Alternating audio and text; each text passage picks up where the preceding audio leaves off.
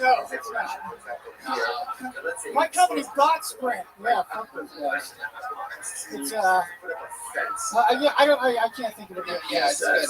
How long have you been working in this cell phone? A couple of years.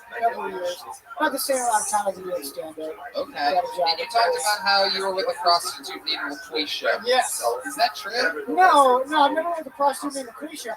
I've been with a few prostitutes. Like one time, a prostitute like straight up asked me for like my condoms because I wasn't going to use them anyway.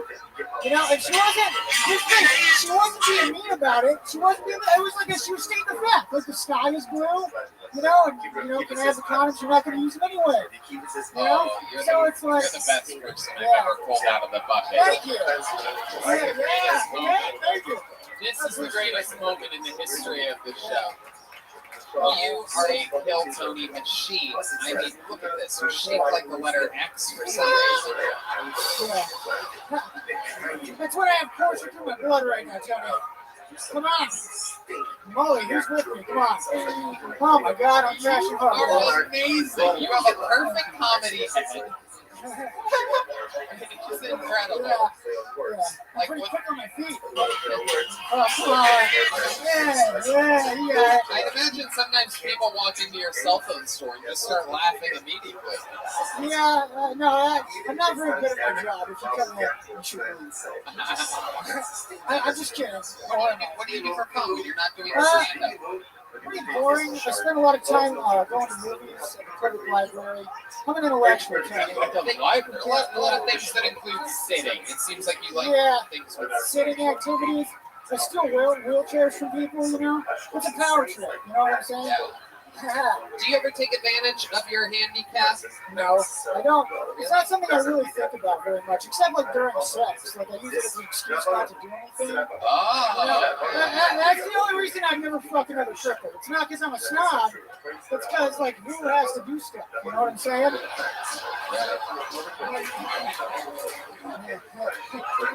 Does the trash can next to your toilet have pee in it from when you go to the bathroom?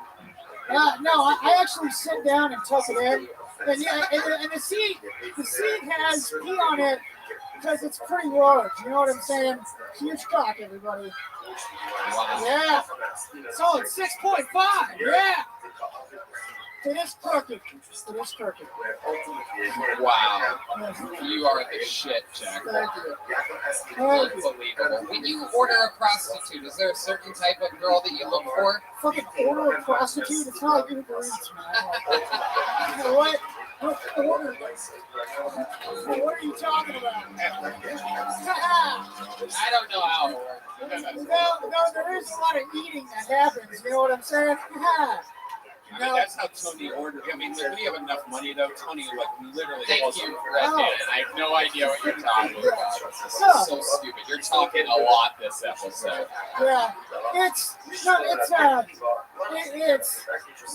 you gotta, like, if they're too good looking, they're probably cops, you know? So it's like you gotta look for the fairly high priced, like we're good looking like 10 years ago, falling on hard times types. Right. You know what I'm saying? Another thing to look out for is phone numbers. They have to have the phone number attached to that. Right. Make sure the phone number is 911. You don't believe Yeah, exactly. Learn that one the hard way. Gotta risk it. Jack, in the bedroom, are you considered a premature ejaculator? No. Is all of your ejaculations premature, just based on principle? That's a little too philosophical for me, Tony. If any ladies want to discuss that after the show, hit me up. You know what I'm saying? Son of a bitch. Oh, yeah. You know, Tony, if you want to know if a prostitute's real, you just look at their face. You can taste it. If they're a little salty, you know. Catch some more Red Band's Amazing Jokes Thursdays, where he does stand-up all by himself up here. Really, you can hear some of the amazing music from 6th Street playing while... I would love to have you on the Secret Show Thursday. Whoa! Jack Morgan just got booked on a real show. Thank you. Look at me now, mother. I'm in show business. I made it, mother. Was your mom your 8th grade bully? No, well, yeah, I was homeschooled. You know, we also fucked. It's a long thing. You know, I can't get into it now. I'm gonna put it in the And memory. you're not on social media? Not really. I'm not. I don't really have interesting. I post a lot of weird shit. Crippled people are killing it on social media. Really? Like who? Yeah, I think it's called Crippled, right? Yeah, there's a whole TV show. What? I don't really keep up with that shit, man. I don't. All right. Yeah. You don't like the down the handicapped people? Yeah. I love it. Only in person, not on social media. You know, so they can sense the superior energy. You know. I love it. I love it. I love you. You absolutely killed. Come back, sign up again so that we can get you out of this bucket again. Here another joke, okay? Here's a joke book. Jack Horner. Hell yeah. Absolutely. There he goes. And not a guy that I would fucking let.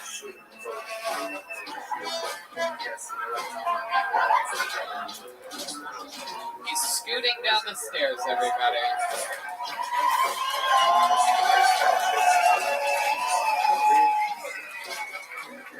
Wow. The Kill Tony debut of Jack Horner. That was beautiful. I'm going to see that sliding down the steps in my nightmares tonight, so that's pretty exciting. If you're wondering what my nightmares are going to be about, it's just staircases and people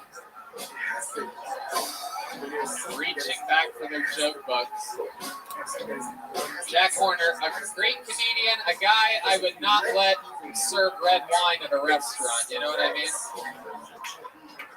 All right, back to the bucket we go. We only have 2 regulars here tonight with us, so we're going to meet some more people. Is that cool with you guys? All right.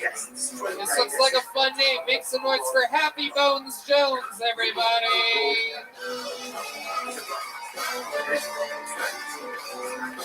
Jack Horner is a tough act to follow. This is going to be very interesting. We are waiting for the arrival of Happy Bones Jones. Is it happening? Nope. Someone's coming. Happy Bones. Whoa! Holy shit. Oh, this is about to go down. Make some noise for Happy Bones Jones, everybody.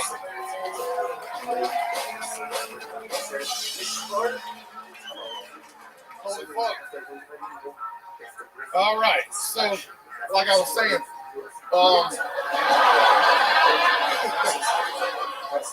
I heard Joe Rogan admit that he could suck his own dick a few weeks back on his podcast.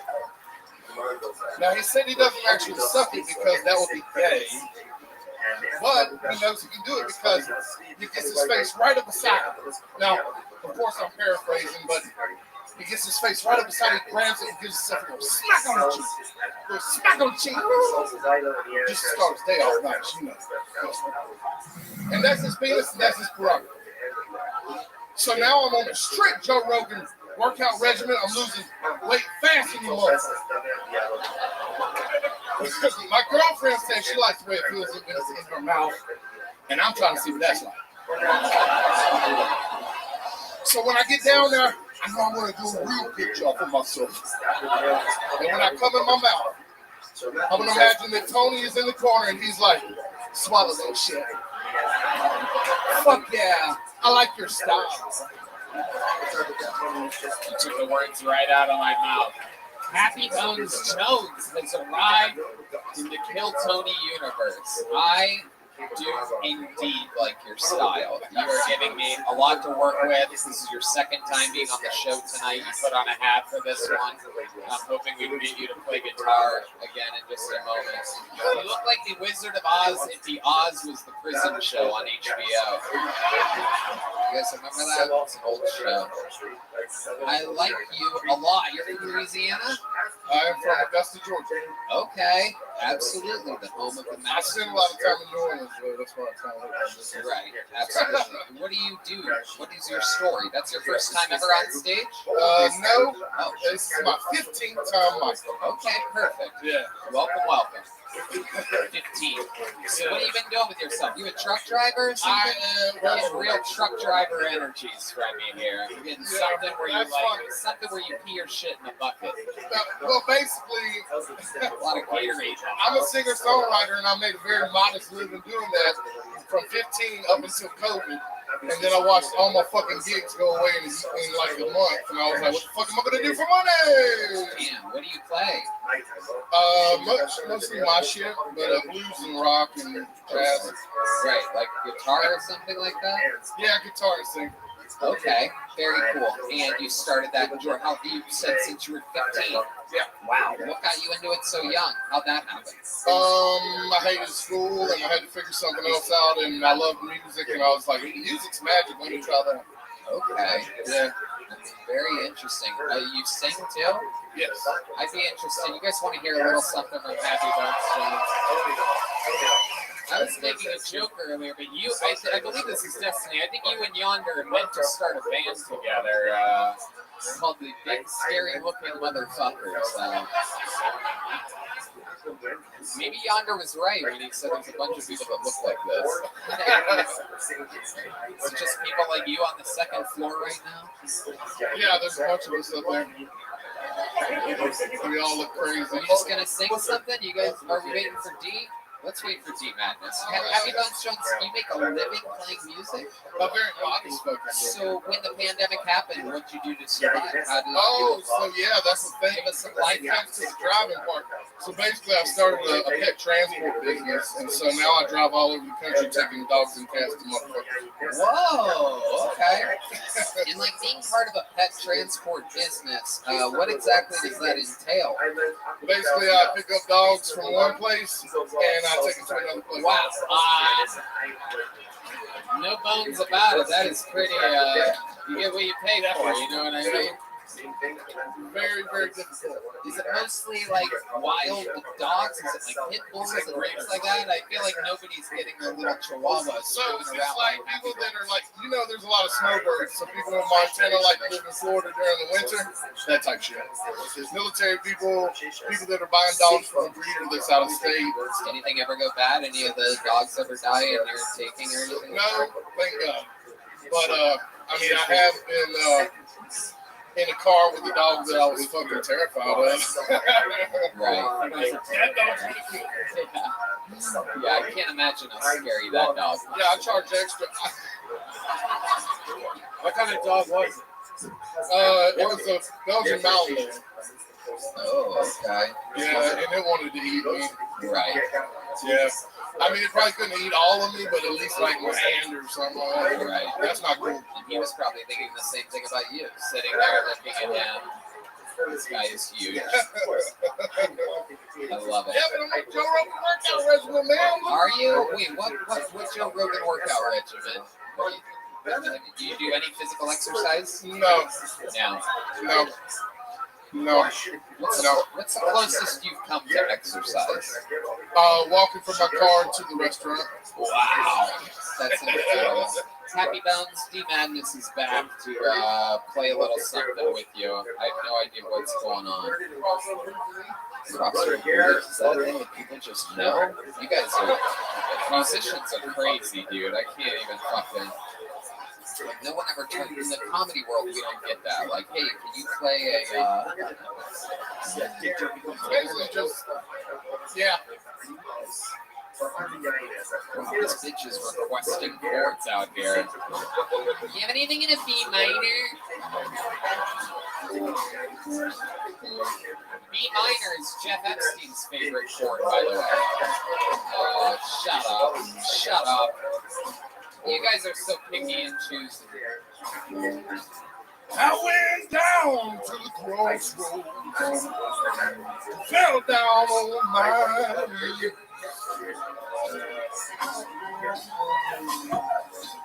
I went down to the crossroads, fell down on my knees.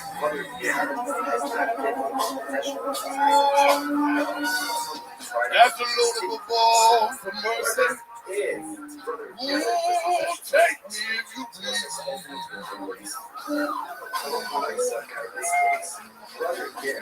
I went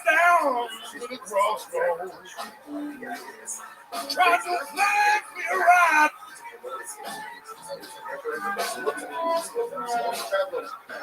I went down to the crossroad. Try to flag me right.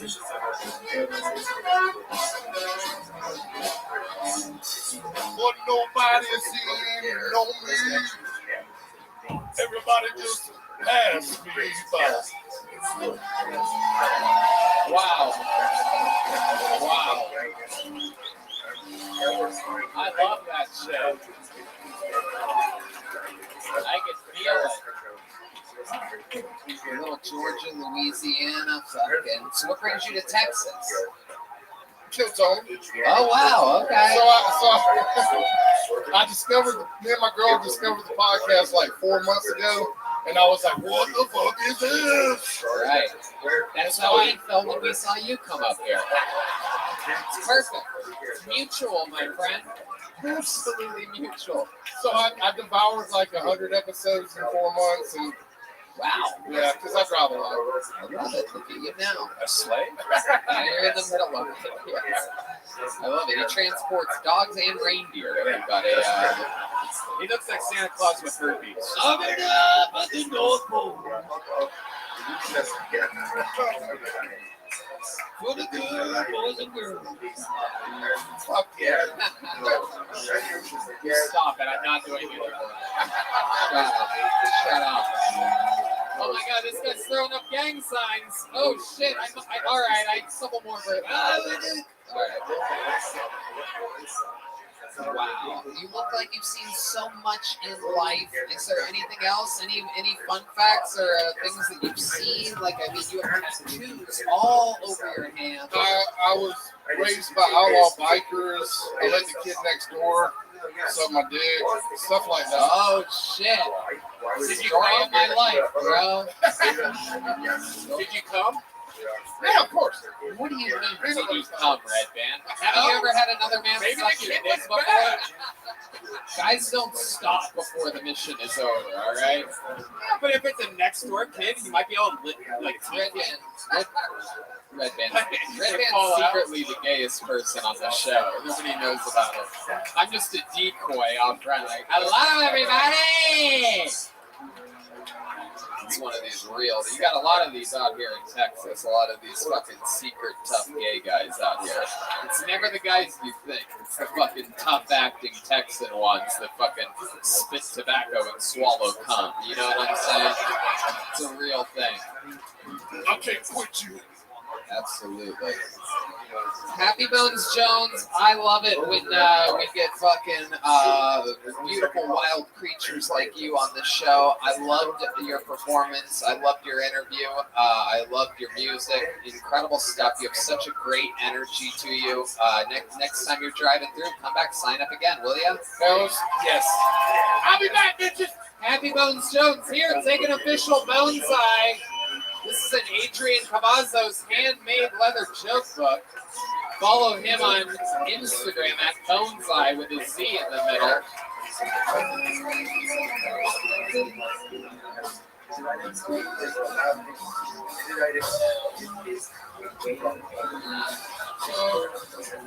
All right, pulled another name out of the bucket. Big thanks for Rachel McMillan, everybody. Here we go.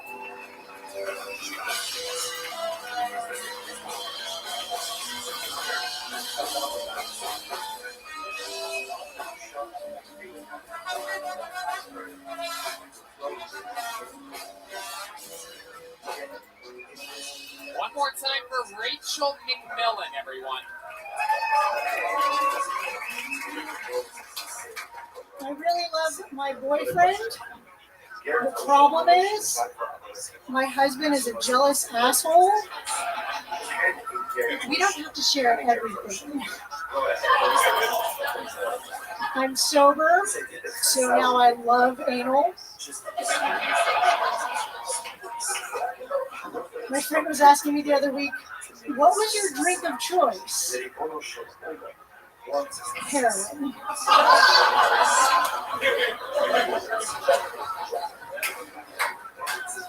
One of the weirdest scariest things about getting sober, you find out you have kids.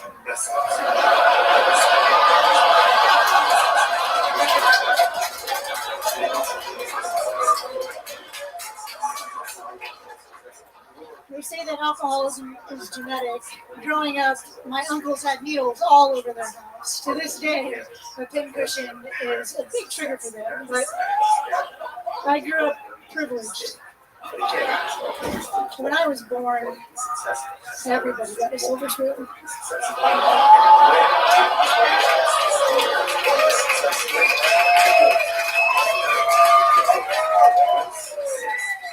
But they could eat up.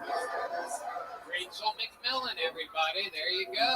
Absolutely. The Kill Tony debut of Rachel McMillan. Welcome to the show, Rachel. Thanks for having me. Indeed. How long have you been on stand-up for? A year and a half. A year and a half. Very good. You stuck it all on one subject there. All very believable material. I was losing my crackhead heroin jokes by the second that I had loaded up for you as you acknowledged it yourself. Very smart move.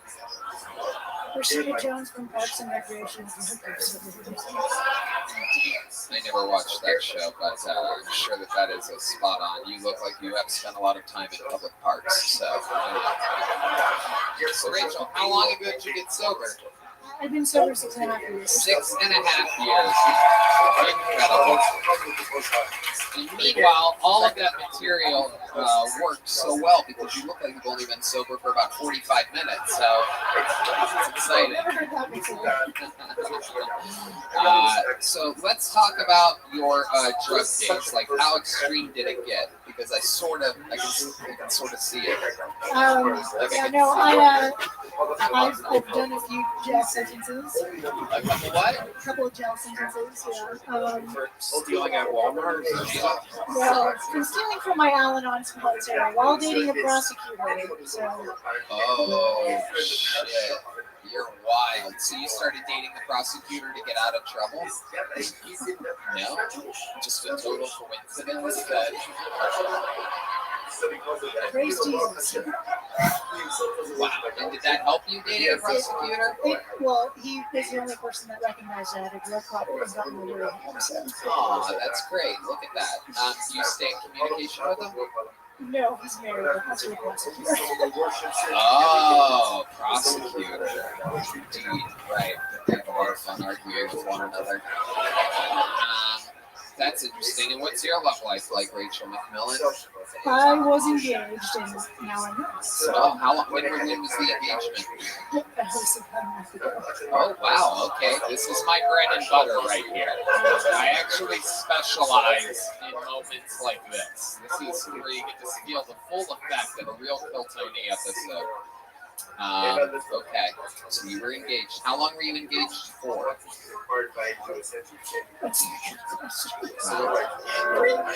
It's like 3 months. 3 months. You're thinking, me and this guy, we're going to get married. Everything's I've been good. engaged. Oh, okay. Are we talking about engaged in drug activities or? I love it. So let's talk about it. What was this? What was the story between you and this guy? Where'd you meet him? How long were you dating for? Okay. So like a year and a half ago.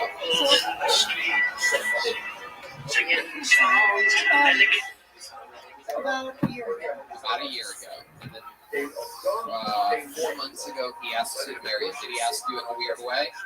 Drunk. Oh, wow. Okay. He was drunk. Very drunk? I mean, drunk enough to say Was he not drunk enough to remember the next day that he asked oh, you? he remembers. Yeah, no, yeah. Okay. Yeah, And then a month ago, he calls it off? Or you called it off? Seems like he called it. Yeah. Let's just say the 5th. Oh, okay. No, stop it. Red Band. Red Band is trying to imply that this was an African American comedian. Is this true? Was he African American? No, sir. Okay. See, she answers like I'm a cop. I love she is. This is what I like about recovering drug addicts. They have respect for the man. Nobody else says sir to me. You think Happy Bones Jones calls me sir? Okay, so T-Madness is laughing. He doesn't even know what Happy Bones looks like. That's how crazy he is. His instincts are amazing. He knows how silly looking Happy Bones Jones has to be for me to make that reference. T-Madness is the shit. Rachel McMillan. So where were we? A month ago, what happened? You played the 5th? Come on, there must be something. There was a guy earlier that never, as we on stage talked about how on his 21st birthday he ran out of a bar wearing an oversized helmet. And it turns out that was wildly successful for him to bring up on the show. So I'm wondering what happened a month ago to end your engagement. We're just not engaged. Oh, it's got to be so good. Oh my God, it has to be so good. You come up here, you're like, I love drugs, I love anal, thank you, good night. And I'm like, wait, what happened a month ago? Why is your engagement up? You're like, I plead the 5th, Tony. I cannot talk about this at all. Moving on. Here's my butthole. Here's my Requiem for a Tree mark. I got track marks, skid marks. I'll talk about anything you want, Tony. But I will not talk about what happened a month ago with this comedian. Do we know the comedian? Is that why you're keeping it a secret from us? Oh my God. Oh my goodness. Is it William Montgomery? Oh my God. Oh On the first try. Okay. Personality conflict. So Rachel, when's the last time you got in trouble? You've been out of jail for 6.5 years. Actually, let me ask you this: what do you do for a living now? I work as a paralegal. Oh, okay. Paralegal. Wow, this is all very interesting. You just can't get away from the law. And you're dressed like you just got out of jail today, so that's very, very exciting. I don't know, all we have is this t-shirt and boots, lady. Get out of here. Take your freedom. All right. So you're a paralegal. What do you do for fun? How do you fill the enormous void of heroin? That's the only reason I've never done heroin is because I'm afraid life would be unenjoyable after that. Literally. I can't wait. I'm hoping to get one of those terminal illnesses or something. I'm gonna go down to Puerto Rico and just do heroin until I die, until I fall into the water. I have a plan. People ask me, why don't you quit smoking? It's because I know how I want to die. Okay, your turn. Go ahead. I do comedy. I produce a show in Houston and a runner. Oh, there it is, the old runner's high. I know about this. We have sober friends. One of the leaders in the comedy store, Argus Hamilton, has been famously sober for like 45 years. He used to do Glow with Richard Pryor and Sam Kinison and everybody. I mean, fucking everybody. He's a comedy store guy forever. He used to fuck Mitzi Short, literally. And like chase a little tiny Pauly Shore around the house all drunk. Like, it's crazy. He's a legend.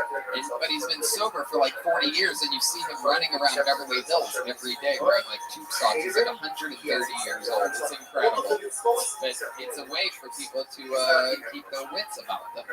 Sure, I guess. I run every. Do you only run from police? You seem like you're not very crazy. I love it. How often do you run? Every night. Every night? Wow. On a track? Do you literally have track marks? That was good. It's a weird cross reference. I already used track marks once, but I should have saved it for that. I didn't use the needle, thank God. But no, I cross country. I did the half marathon last year. Okay. Very cool. And do you really have kids? I do. How many kids? 2 teenage boys. Wow, okay. And are they in high school or? They are in high school. All right. Okay. And do you get to communicate with them? I do. You do. And are they smart? Are they out here? One wants to play basketball professionally. The other one will serve as a small market. Wow, look at that. Do any of these kids have any effects from your days of fun? Like, do they have any of that Jack Horner walking or anything like that? Or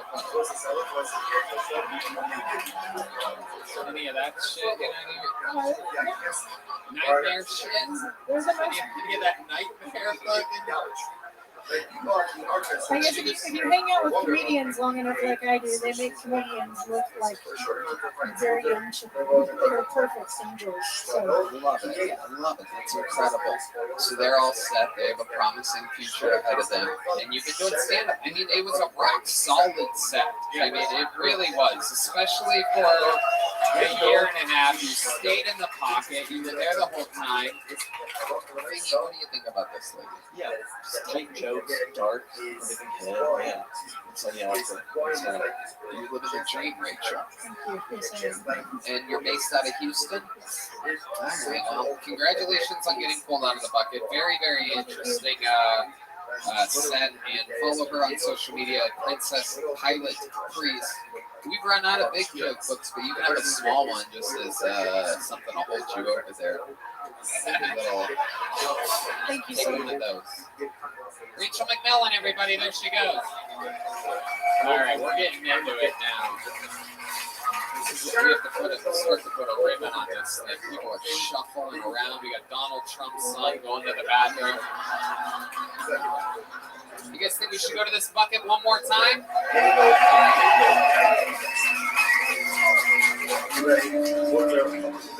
How you guys doing up in the balcony tonight?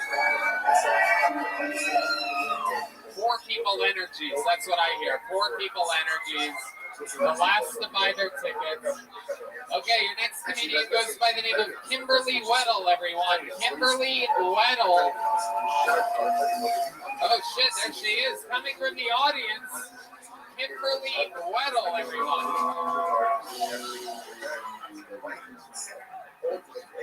What's up, Vulcan? Any Garth Brooks fans here tonight? I hear he has friends in low places. They gotta be the ones helping him hide the bodies. I'm an artist. I also have a lot of tattoos. People will often ask me if I'm a tattoo artist or if I've ever thought about becoming one. I think it's kind of cool, but I like to hang my art up. I hate to give my art the opportunity to hang itself one day. All that hard work and dedication. 6 feet in the ground, maybe cremated and tossed in the woods somewhere. Sometimes I identify as a man, but only when I'm ordering food and they ask for my name. I always say Alex. It's way shorter than Kimberly, and then my husband feels obligated to go get the food when it's ready. Thank you. Kimberly Weddle, everybody. Kimberly, welcome. I'm guessing this is your first time here, right? You look like you're here to protest this show. Absolutely. Absolutely incredible. I mean, I don't know what's going on here. This looks like a fucking tattoo shop and walked into a library for some reason. This is absolutely incredible. You have the, that is, what is it? Is that denim, that thing that you're wearing? What is it? What part of Washington State are you from? What part of Oregon, Washington? Am I anywhere near close on this? I'm from Texas. Really? Oh, shit. What part of Texas? San Angelo. San Angelo. I don't even know where that is. Oh, shit. The Latinos are excited. I'm guessing it's by the border. San Angelo. What'd you say, D? San Angelo is special. Okay. All right. Yeah. She has a legitimate Bert Kreischer tattoo on the way. The machine meets the coffee machine. So you look like a barista. That's funny to me. And then there's some really interesting bad tattoos on other parts of the body. You have like some type of mermaid on your shoulder. Is that correct? That is a big-breasted mermaid with a head smaller than both of the breasts. Can you point that a little bit better to the audience so that they can see exactly the misshapen mermaid? I wanted it to have big tits. I would never have those. Right. Absolutely. No, that is true. You won't. You won't. So, Fahim, what do you think about Kimberly? Fanny pack always. Always. I've worn a fanny pack for like 6 years straight. For the actor. It's my thing. It's just my thing. Wow, okay, real Bonnaroo energies here. I love it. So, you're from Texas. How far is San Angelino? 3.5 hours. Am I saying that? Why are you guys laughing? San Angelo. St. Angelo? Whatever, who gives a fuck? Who gives a shit? Exactly. 3.5 hours. 3.5 hours. Which direction? Northwest. Okay. All right. So this is sort of close northwest. That's very, very interesting. All right. So Kimberly, I asked you what you do for work. I work at Target. Whoa! Look at that. Incredible. Did you sell this guy a shirt? Absolutely. I sure did. My goodness. How long have you worked at Target for? 2 years. Goodness. The Saudi Arabian keeps hearing the word Target and wants to fly an airplane into it. Incredible. What do you do specifically at the Target? I'm a manager.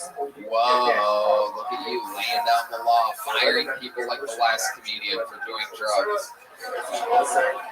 Interesting. So you work at a Target 3.5 hours northwest. For those of you that don't know geography well, you don't want to be in that part of Texas.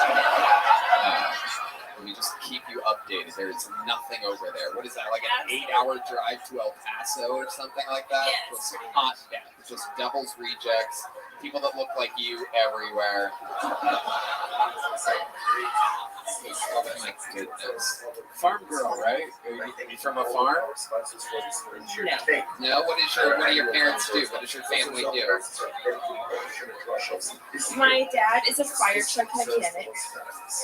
Oh, okay. And my mom is a counselor. All right. Okay. And you came here with this crew over here? I sure did. Is that your boyfriend, the one with the hat on? That's my husband. Oh my goodness. What does he do for work? Ooh, he's a stay-at-home dad. Wow. Look at you. Living the dream. Living the dream. Fucking pumping cum and chilling. Look at that. Just sleeping in. There's a full-time job fucking this thing over here, I'm sure. Oh, I love you so much, Tony. I can't imagine how hard it must be to get hard for that. I praise you so much. I'm kidding. Shut up. Look at these sad people in the audience. Shut the fuck up. She's having fun. Are those Tony earrings that I'm seeing? They sure are. I think. Whoa. I painted them myself. That is super cool. Wow, that's incredible. I like that. Very nice. Kimberly, what's another fun fact about you? Do you have any special skills or talents or anything like that? I am an artist. I paint a lot, but I also collect bones. Ooh, wow. Look, the bone collector has arrived. Wow, what kind of bones are we talking about? All of the bones. We like to go hiking, and I just find them. Oh my goodness. Wow. If you ever need anyone to suck the meat off of, we're Yes,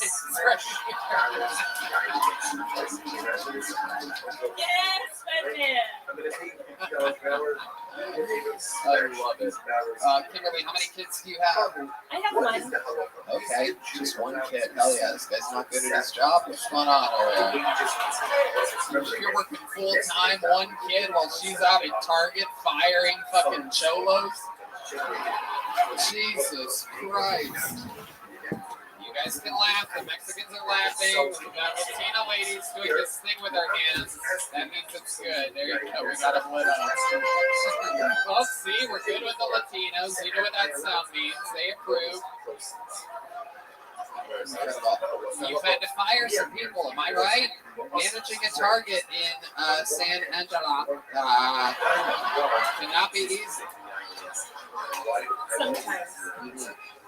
What's a case that you had a tough time with? Like, was there ever a criminal that did anything weird in your store or anything like that? Because Target, some crazy shit goes down, even though it's sort of like a classier Walmart. We all know that it is bare bones. It's just a fucking red Walmart.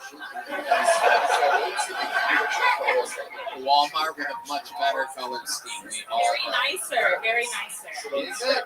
It's so nice. Is it? I don't know. Yeah, it is. Everyone loves going to Target. It's fun. Oh, Redman standing up for Target. No, I mean, I think somebody likes getting his body lotion and ice cream in the same place. That's super Target. Oh, got what I needed. That was the ice cream. That's the weird part. I love it. So you have a bunch of different fanny packs? I do, yes. Okay. How many are we talking about? Probably 20, 30. Whoa! I Wow. have a curtain rod hanging on my wall. I just hang them on there. Oh my goodness. Does Bert know about this tattoo, by the way? I would hope so. It's incredible. He looks awfully skinny in that picture. I agree. All of your tattoos, I mean, even though he does look like Homer Simpson a bit there, it's still a skinny version of the actual Bert that I know. Okay, well, Kimberly. Okay, this is how you're doing this? What is it, Redman? I was sending it to Bird. Thank you, Redman. I'm sure he's going to know exactly what to look at in that video that you just took. Oh my god. Well, let me zoom in and check out your shit just in case. Just in case that's for video purposes. I love it. Kimberly, so much fun. I said this is your first time on stage. That's incredible. You ever been on stage for anything at all? Ever? Never? Not during a talent show? Anything? Not at all. All right, you know what that means. Team Madness gets to fuck you right now. This is very exciting.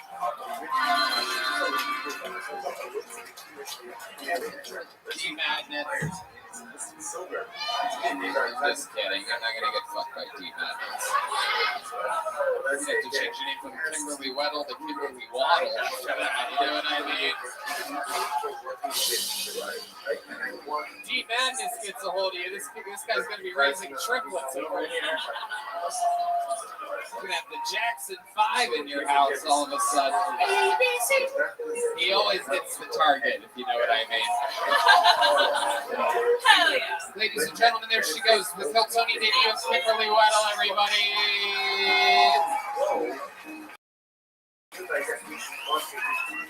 Go to the target in San Angeles. There's only one way to end an episode like this, ladies and gentlemen.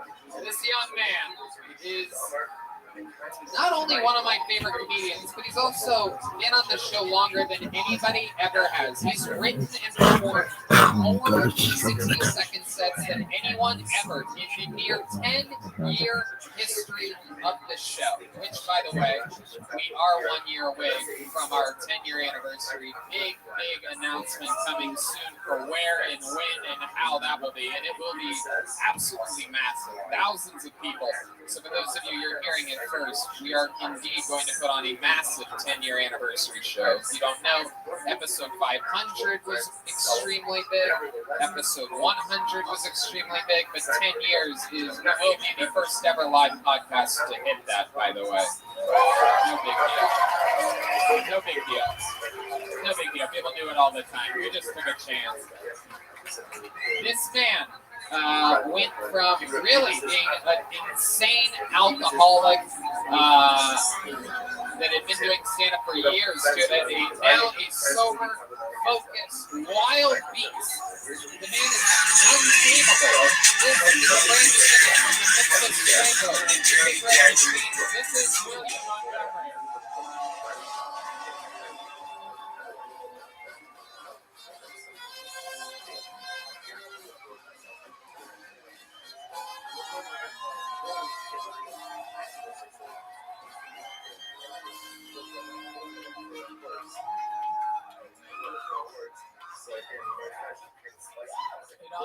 Memorial Day, if we could all just observe a moment of silence for Redman's mom.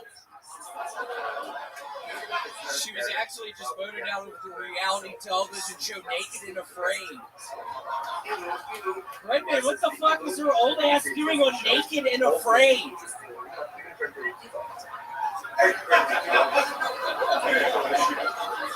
Hurricane Agatha is currently bearing down on the beaches of Mexico's southern Pacific coast with reckless abandon. Also on a collision course with the beaches of Mexico's southern Pacific coast, Redman's mom after getting voted out of the television show Naked and Afraid. You know that bitch be partying!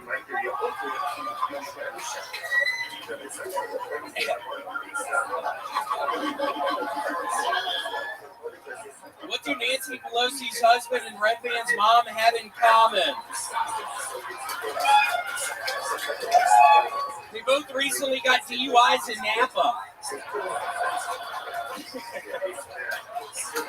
You know that bitch be driving drunk!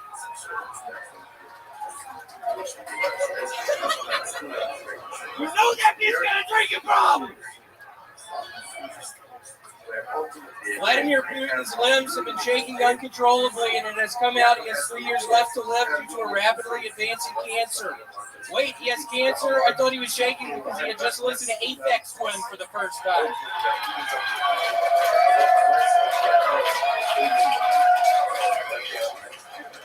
Give it up for Aphex Twin! Oh! You hear that, Tony? People love Aphex Twin! He's the best!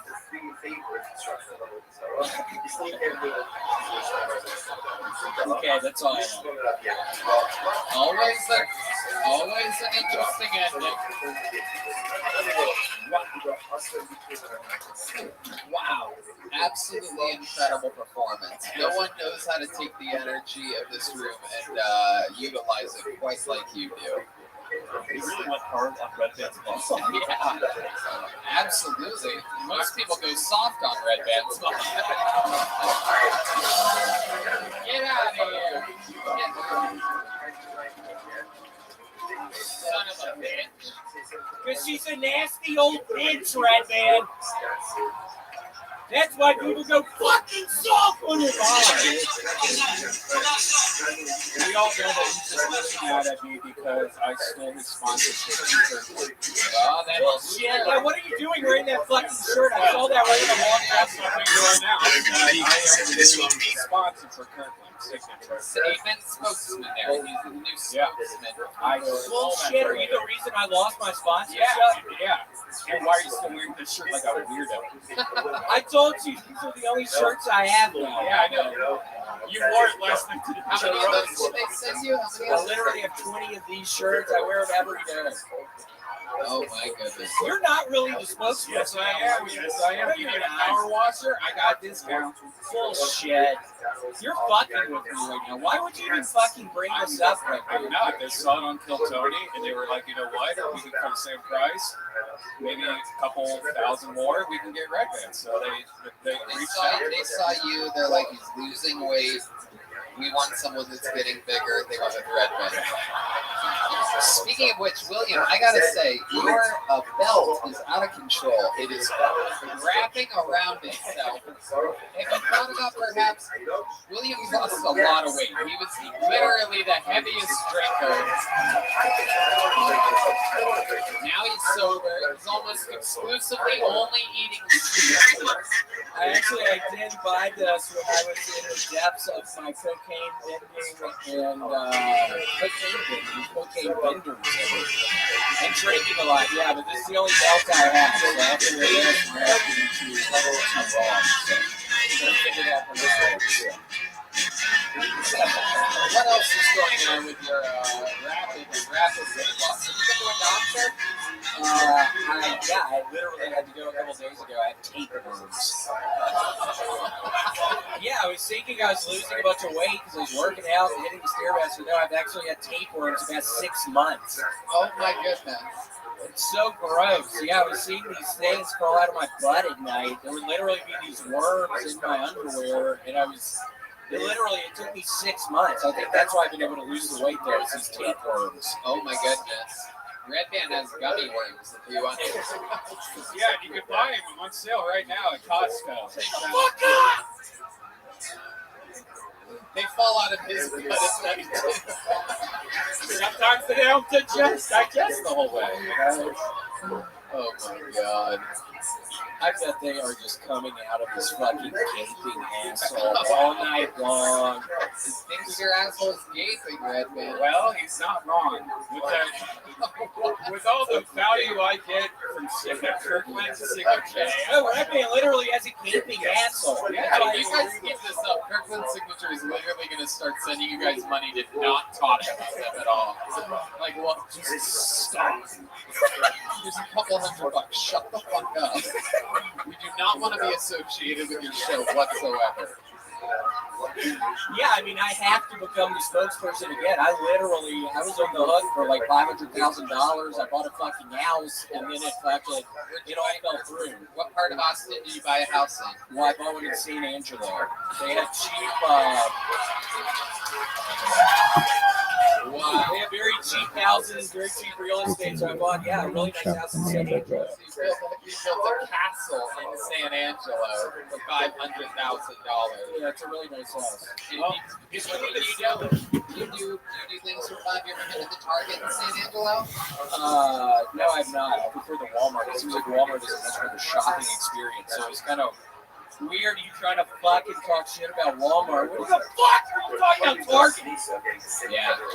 I don't know if you know this, but William goes to Walmart and has a Tom Segura tattoo. So he's living a whole different kind of life than you. I have a giant one on my back. It's actually very embarrassing. It's when I was bending on cocaine. When I say bending earlier, it seemed like, God, shut up! I'm going to get this guy out of here. So I get this faggot out of here. Whoa! Whoa! Damn, I forgot how powerful that word is there. Usually you're getting choked, Tony. You don't have You son of a bitch. You son of a bitch.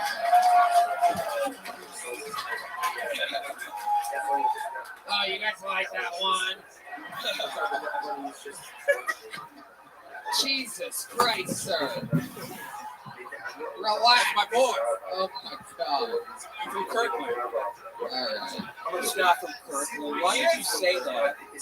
You're not from Kirkland, are you? Like, shut up! So, William, let's talk about it. What else is going on in the world? You opened up for Joe Rogan last night. I was out of town for the first time in forever during one of his shows. It was fun. They had a little crab oil here afterwards and crawfish smell. Ah, did it smell like crawfish, perhaps? I don't know. It's weird to know. I'm thinking of even bringing Why are you fucking winking at me, sir? What are you doing? Oh, he's trying to get you to initiate the famous William Montgomery wink that we've seen before. Oh, is he doing it? Oh.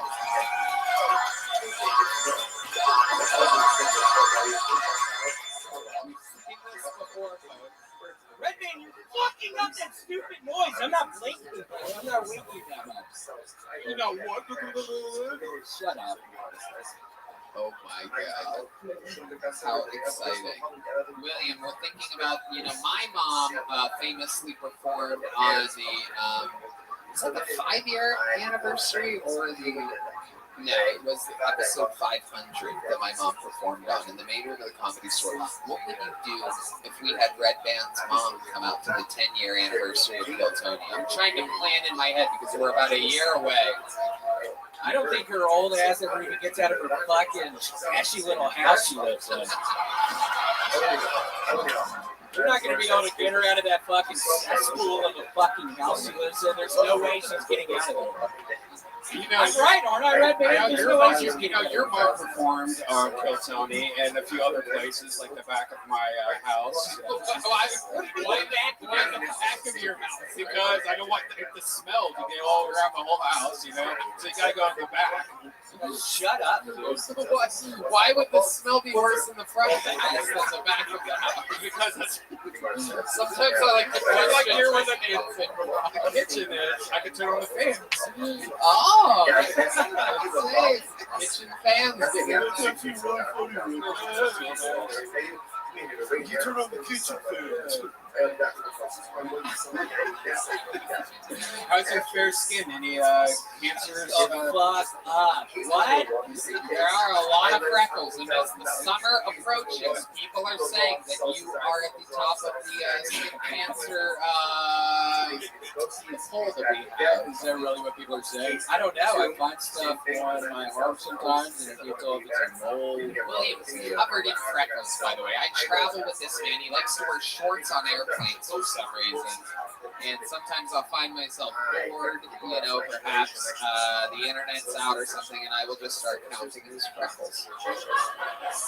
You really do that? Yeah. That's sweet. That's sweet. Yeah. Yeah, and I've only just begun.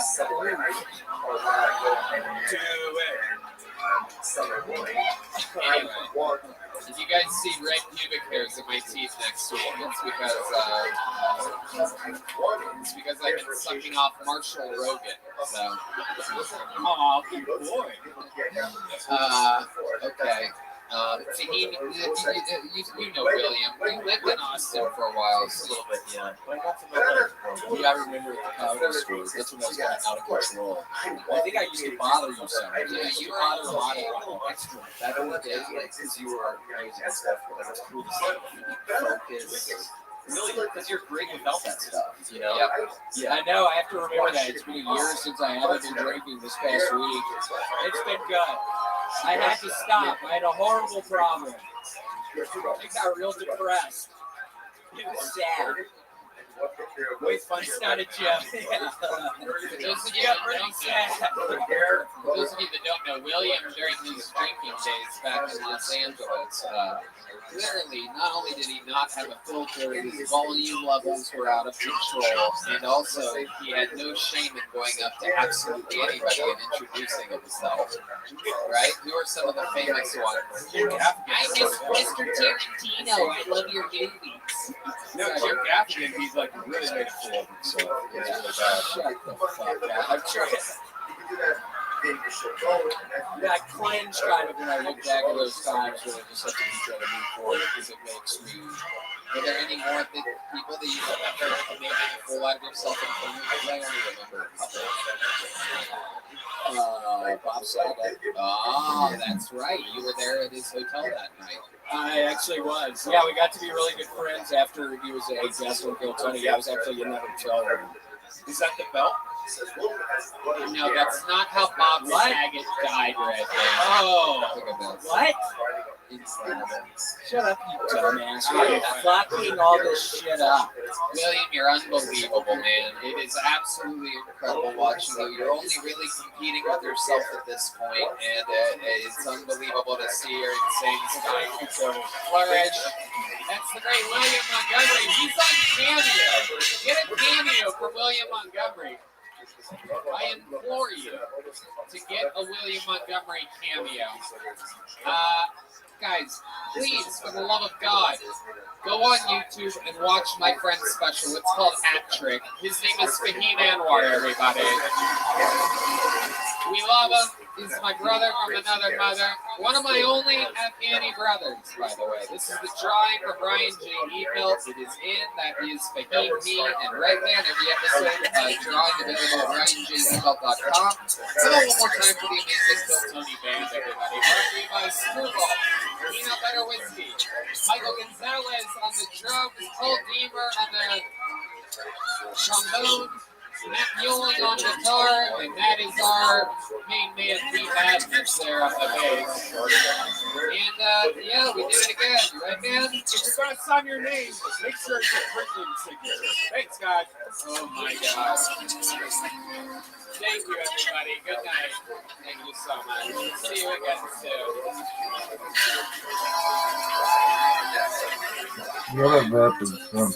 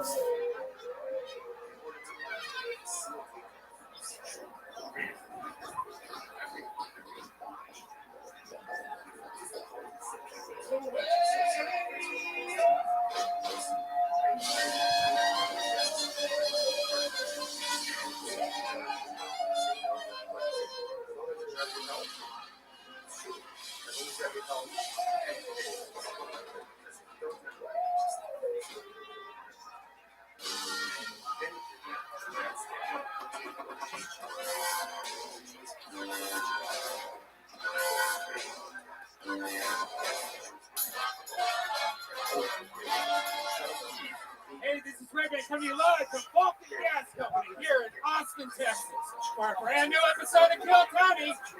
Get up for Tony!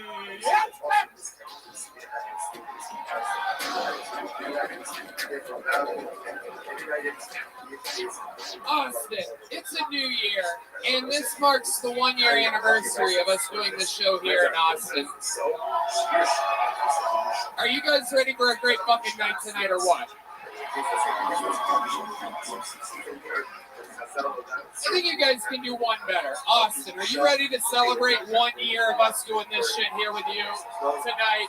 The first episode of the year. Let's fucking go. The great Brian Redbane is here, everybody. Hey, everybody. Man who invented podcasting.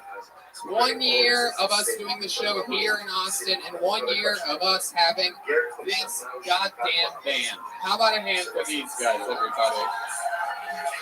There's D Madness down here yapping about something earlier, but I'll still give you guys all their shout outs. That's Michael Gonzalez on the drums over there.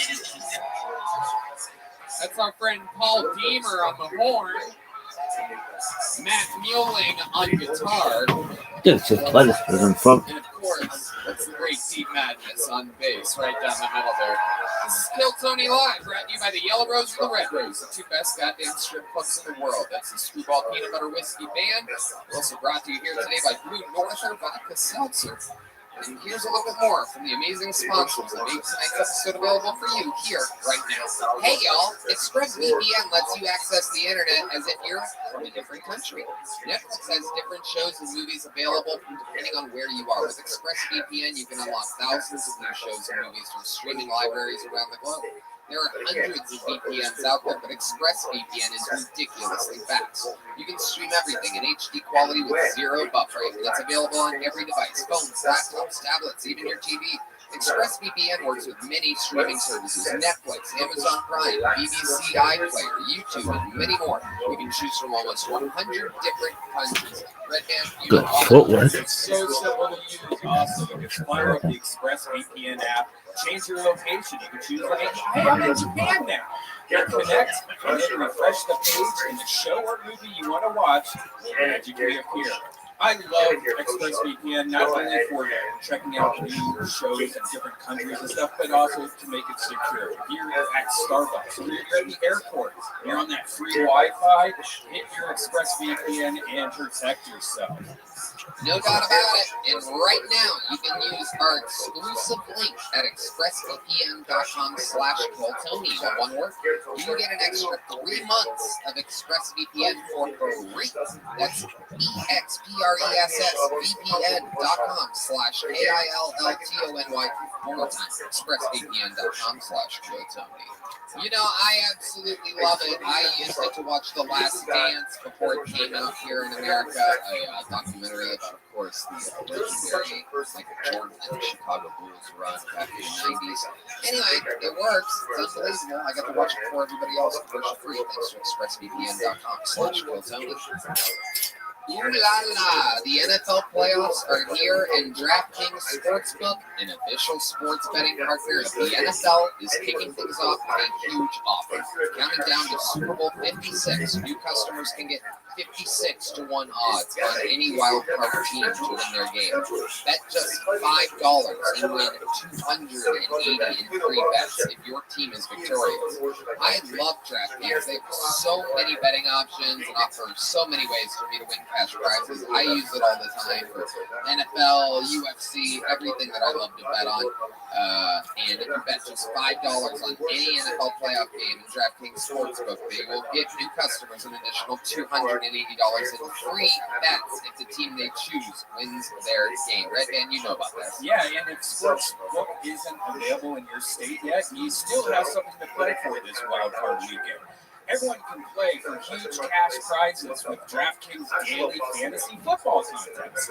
DraftKings is giving all new customers a free shot at millions of dollars in total prizes with their first deposit.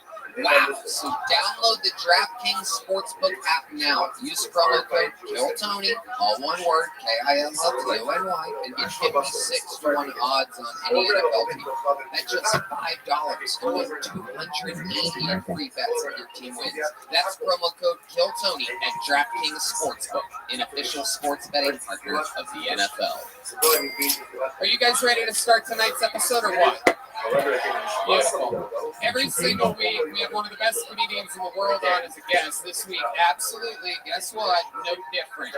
A real thing that we've been taking pride in here the last couple years as the show evolves is that at this guest chair, it's not always a big fucking hokey celebrity comedian. You know, we almost literally had Carrot Top as our guest today. I swear to God, you'll never know how close you were to being here at Carrot Top's first ever Kill Tony. I swear to God. He just had a problem with his jet. We were so close. Guys, I make that up. But instead, what I'm saying is over the last few years, we've introduced you to some of the, literally the top young rising comedians in the world before other people even find out about it. And I truly believe this is one of those situations. I have watched this guy. He came out here from LA where we were at the Comedy Store. Came up as a tour guide just like so many other greats. He killed it by show on New Year's Eve. Ladies and gentlemen, this is a real growing fucking beast of a comic. One of my favorites. It's the great Hassan Ahmad, everybody. It is your introduction to Hassan Ahmad, Comedy Store royalty, much like your little Uncle Tony over here. Some Blue Northern vodka up here. Crazy ass. Hassan, how are you? Welcome. I'm good. I'm happy to be here. First ever time on panel. You're dressed up like you got to make it through TSA. You look fantastic. I love it. We all trust you. Right here. There's nothing attached to his chest, everybody. So that's something new you've been doing also. You've been wearing the suits. You've been dressing up lately. I watched Hassan go from fucking the top of the junior class to fucking guy that throws kids in the lockers now. Yeah, I put on one suit and I was like, oh, way to go. And just suit after suit now. That's awesome. Yeah, there you go. Hassan Ahmad will be with us all night. We're going to have fun. I think you guys mostly know how this show works, but if you down a bunch of people signed up for the chance to do 60 seconds tonight, extra lot of people, as always happens, the first show of the new year. So there's going to be some fucking resolutions that you're going to get to see here.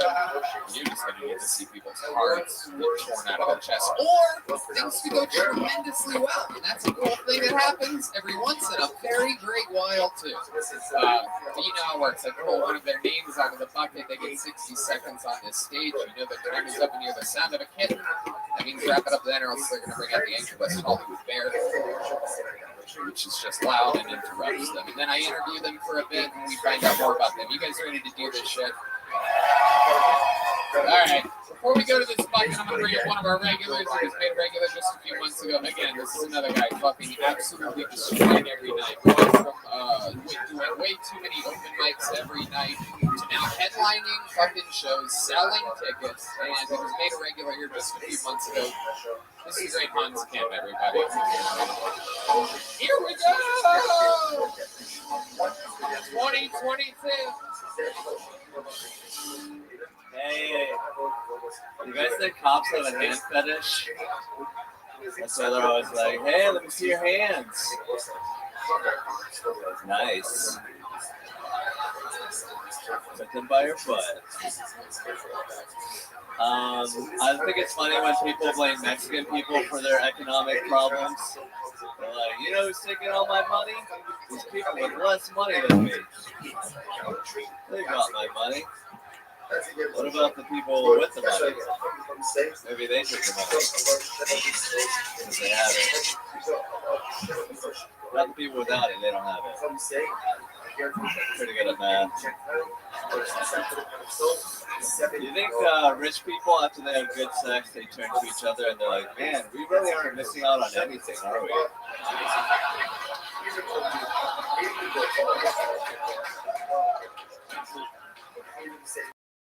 That's my time. Thank you guys very much. It is exactly a minute. Fuck yeah, Hans, welcome. A new jacket? Is that a new Christmas jacket? It's an old jacket that I had in my van. Oh, okay. There it is. First time I've seen you in it. The Texas weather is turning, and now I need to dress like I'm in New York right now. So I'm loving it. Thank you guys for having me. Okay, thank you.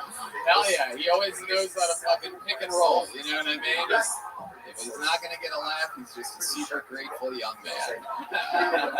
Hans, tell us about it. It's been a big week. New Year's, Christmas, whatever happened. Tell us about something. What's going on in your life? It's always interesting. Well, I did a show here, and then on New Year's, and then on the New Year's midnight, I made out with a Ukrainian woman. Whoa, okay. All right. Ukrainian, huh? Yeah. How was that? It was very smooth and a little like spritzy, like a little tasted like a soft drink. Oh my goodness. Hell yeah. Okay. What else? How else would you describe this girl other than Ukrainian? Is she young, old? What are we talking about? She was middle-aged.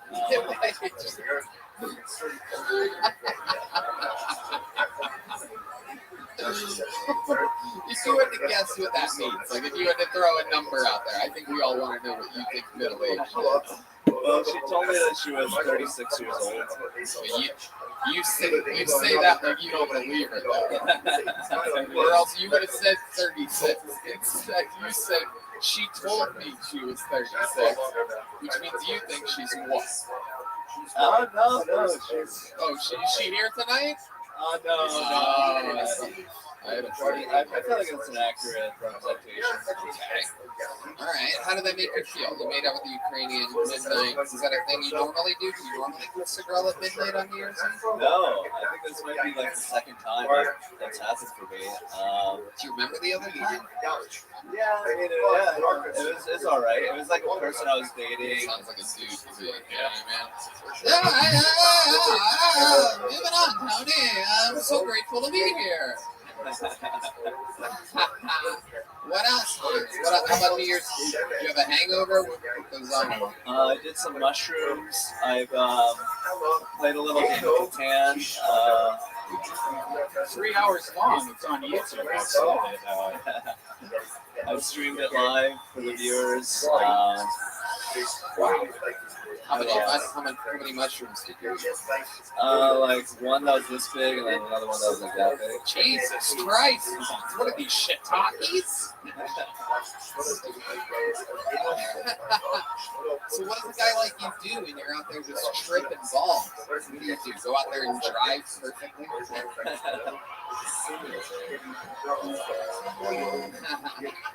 Stop at every stop sign. Proceed with actual caution. Complete control over your yielding. That's what you're supposed to do, isn't it? I mean, you're supposed to follow the So law. what do? What did you end up doing after eating all those mushrooms? I made out with the beautiful Ukrainian woman. Was that again? Was this? So you ate the mushrooms before midnight? Yeah. Wow. Was there ever really a Ukrainian woman? Was it Yoni?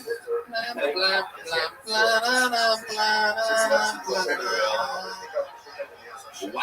And then what? Then I walked into a car and then we made out furiously on the Oh, okay. Furiously. Oh my God. What does that mean? Are you saying that your tongues are doing things or your hands doing things? What are you doing with your hands, Hans? I was grabbing her butt. Whoa.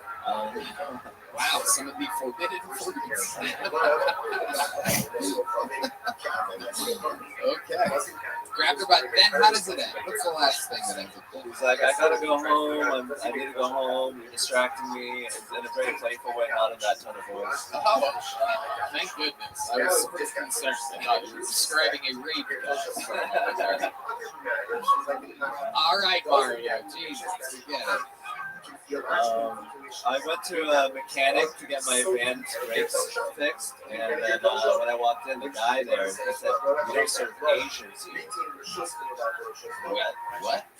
Yeah, and then he was like, "Just kidding, I recognize you from Toronto." Oh wow! Look at that. Yeah. That's very cool. I was going to do a live Yelp review of this guy. Jesus Christ. I actually invited him here. He's probably somewhere in the audience.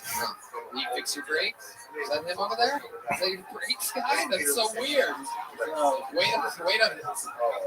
399 people feeling really left out right now. You just heard that slow clap of the old tire guy over there.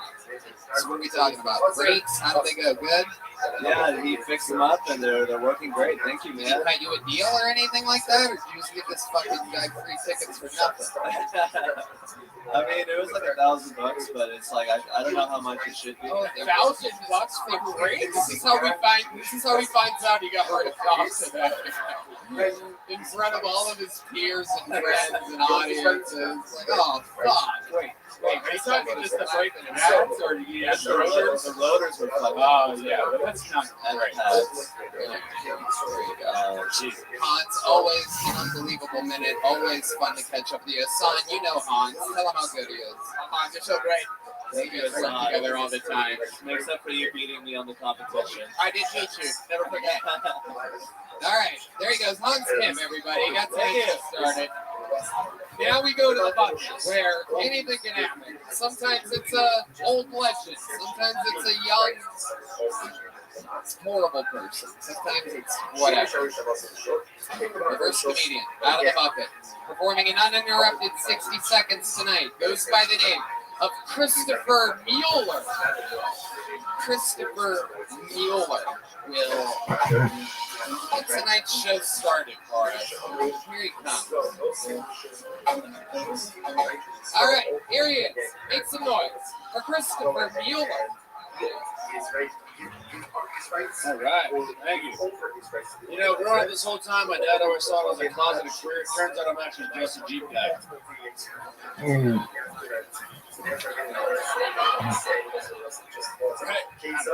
I mean, there's a lot of stuff I don't understand about vaginas. Right? One of them's, I don't understand why girls call their vaginas creepy sometimes.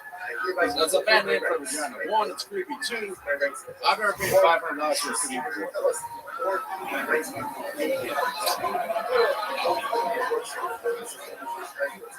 I also don't understand why people think it's phone sex. Like, what's phone sex? You're just listening to a little fake orgasm on the phone. And that's the worst part of women, is listening to them on the phone. I'm sorry. I don't like when girls fake orgasm either, because it doesn't help me get better in bed. Like, I was going down with a girl one time. I thought I heard something. I'm like, what was that? She was like, "You don't worry, you're doing fine."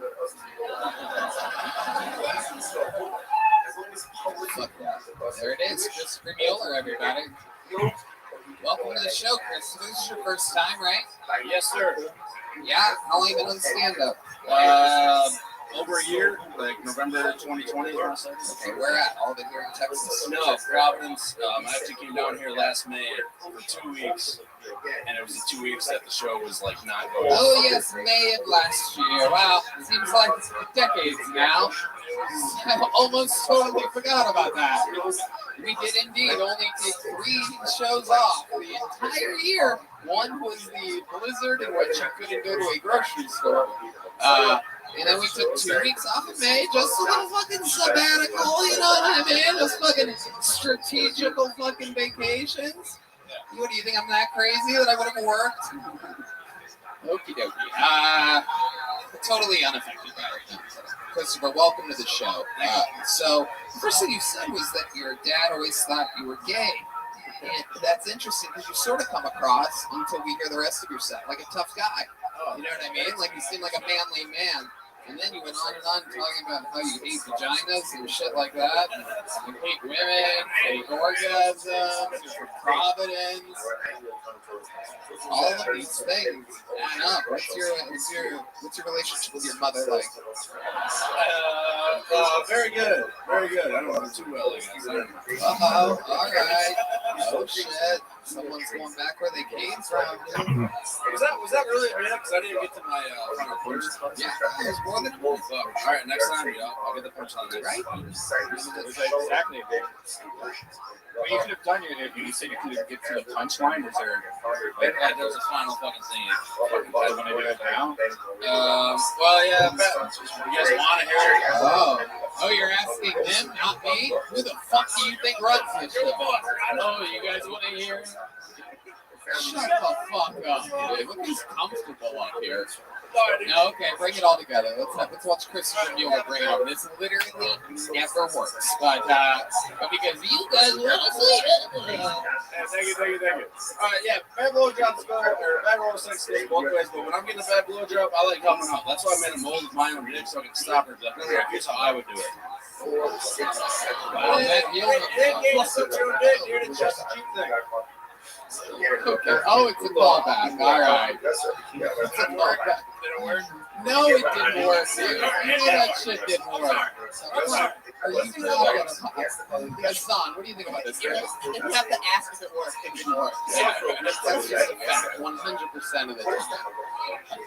Even D Madness plugged his ears at one point. Let me tell you something. That means he's operating off of only like 2 senses when he does that. Anyway, so tell us, Chris, what do you do for work? What does a guy like you do? Well, I just got out of the Coast Guard and I'm moving to Texas to sell solar panels. Coast Guard, huh? What exactly do you guys do over there? Do we even really consider that the military? I mean, it seems like just a bunch of beach bums. You know what I'm saying? We'll let the gig go. Totally kidding. That'll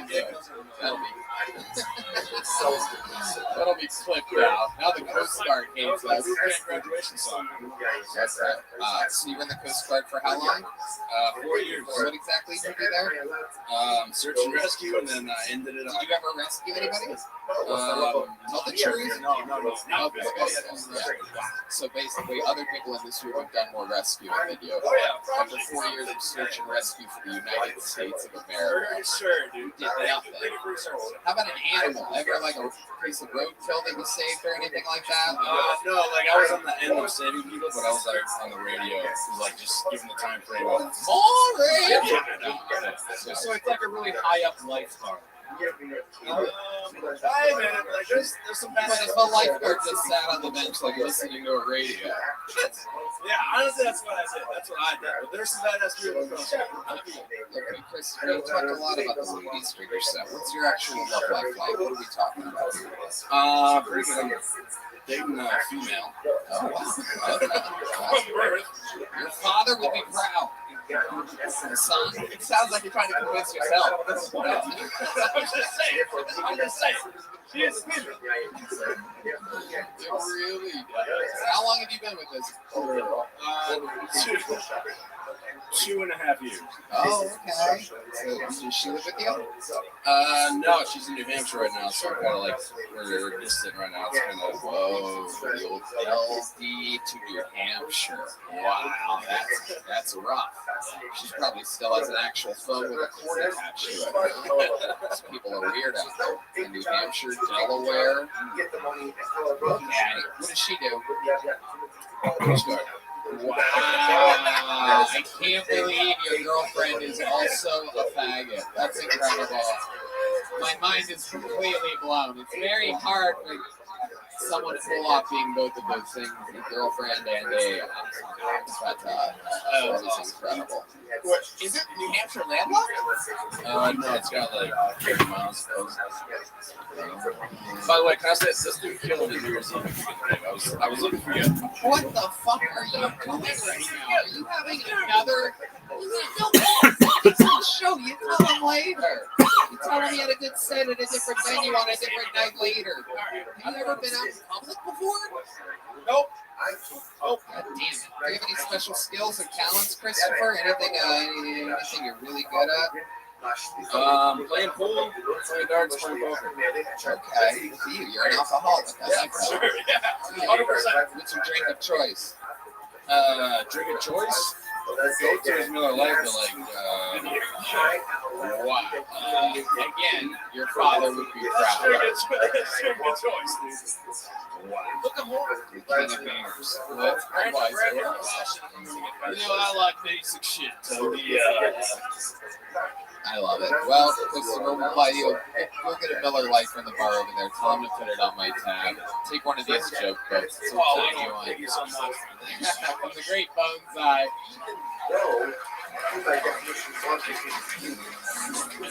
The young buck. Who knows? Maybe he'll get a chance to save somebody's life later on. To fulfill a long prophecy. Arash Tajiki. Arash Tajiki is next on Tony. Sounds like there could be some relation here or something. I can't remember. This might be a cell when he gets up here. All right, come on, people. Make some noise for Arash Tajiki. How's it going, guys? I'm glad I don't have to go on dating apps anymore, just because of all the single moms on there. No offense. It's just, single moms are definitely the homeless people dating sites, I think we're gonna agree. It's just this is like they're there, but like no one wants them there, there's no way. You're like, I'm sorry, I'm just trying to play nice to you, go behind you. Like, you're just not interact with you at all. But it's also, like, they just have so much demands for how shitty the situation is, It's like, they almost want, like, a real man to come in. But it's like, the real men don't want to be the worst Walgreens employee. You know what I mean? Like, they're not like, oh my god, that's only an alcoholic cookie monster-wearing mess who just ruined my life right now. That's all I want. And then I can ride my Lamborghini together. That'd be great. And I can raise her kids. Maybe that'd be fun. Alright, that was my set. Thanks, guys. Thank you. Oh, yeah. There he is. Arash Tajiki. Hell yeah. What the fuck were you talking about up here? I don't know. Do you even know what you were trying to talk about? I made it up. I don't know. Jesus Walls over here. Sometimes we definitely feel something. What's going on? Like, why? Why is that happening? I think now that I have a girlfriend, it's all coming out. Now I can really hate women the way I was supposed to. Oh, it's kind of nice. Just. Why? So I locked one down. I don't even respect you. It's all. It's. Wow. Yeah. God. Did you lock one down, or with the name like Arash Tajiki was decided for you? I mean, she will surely dump me when she sees this. But, it was worth it. I had to get the word out to my brother. So yeah. What are these, the hijackers or something? What ethnicity are you, Arash? I'm from Iran. I'm a Persian guy. Okay. That's our national one? That's it. Yeah. That shit right there. Yeah. Love that song. Wow. So, and again, you're from Egypt or something? How Bangladeshi? Oh, Bangladeshi. Oh. That's also an actually. This is my favorite episode of The Jungle Book I've ever seen. It's incredible. So you guys were both like raised by lions and tigers and shit or something? Oh, yeah. I'm so sorry we both have to do that. This is bad for you. I'm sorry.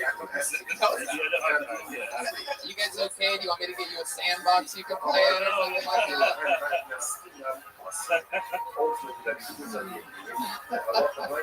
that? Arash, what do you do for work? I work in video games. I'm a programmer. Oh, yeah. I get the programmer energies coming off. Yeah. Thank you. Yeah. Very jittery, wobbling back and forth. What do you like to do for fun? What loosens you up? I love basketball. I love watching basketball. Really? Rare Iranian basketball? Yeah. You enjoy sports. Yeah.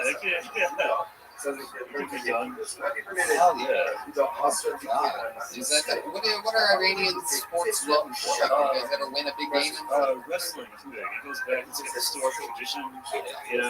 Like they have it's like a religious thing too. Like they have like these big religious gyms where they just lift weights, like strongman stuff. Okay. Do you ever wrestle? No. My grandpa actually was seems like a wrestler. Yeah, in the 60s. Your grandpa the Iron Sheik? He was actually 3 years behind the Iron Sheik. He went to the Olympics for 3 years. See, y'all thought I was being racist. Oh. I'm friends with the Iron Sheik. I'm roasted the Iron Sheik. I wish that'd be amazing. But I would just be trying to. I got you. See, now you got this girlfriend. You guys live together, right? She's out in New Hampshire, is she? No.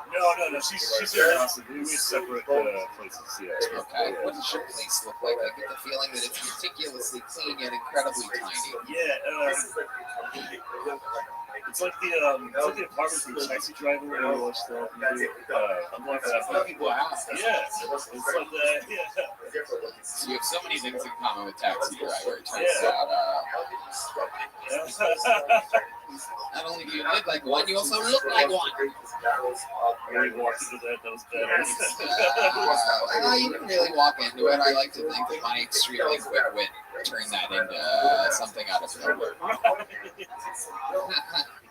Arash, anything else crazy we should know about you? You seem like a guy that fucking knows how to sing some opera or something like that. Yeah, something crazy. No, I'm just a normal guy having a good time. No one believes it. Again, no one believes it. It's a very suspicious women-hating episode. It's totally normal. It's me and my girlfriend. She's totally alive.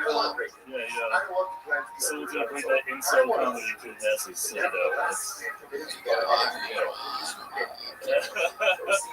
So, what do you guys think? Anything else before I let this guy go? You've been on the show before, right? Yeah. I actually had him on the Secret Show. Killed it also. I actually like to have you back on this week if you can. Wow, look at that. You already have a joke book, right? You have one of these? So then there you go. We'll just keep moving on. Arash Tajiki, everybody. There you go. I'm going to pull another name out of this bucket. We're moving now. You guys having fun out there? Here we go. Hey, Ryan Westover is next here on Kill Tony. Some of these people sign up every week. They never get called. Some people get called quite often. Seems like a new name. One more time for Ryan Westover, everybody. Hey, everyone. Job's more the same out there every single day because picking up an outfit is considered a waste of his brain power. And that inspired me. I wanted to apply that to my own life, So that's why I wear the same condom every single time. I'm wearing it right now. My father's condom. And his father's condom. I have a girlfriend. She has a PS4, and lately I've been playing a lot of Minecraft on it. So much, in fact, that she's been getting jealous. She's like, babe, I'm worried that you're going to replace me with this game, okay? Eventually you'll dump me because you won't need me anymore. All you'll need is the game. And I was like, babe, that is not true, okay? Of course I need you. own the PlayStation. How else am I supposed to play my fucking games? Alright. Alright, well, that's alright. Wow, was that a genuine all right at the end there? All right, I guess I must be on my way. Okay, I mean, I really thought you guys would give me a little bit more than that on that one. How adorable. Welcome, Ryan. How long have you been on stand-up? Year and a half. Okay. All right, there you go. Just trying out some new stuff or something, right? Definitely not doing your best minute here. I haven't been doing those jokes for a year. Yeah, no, okay.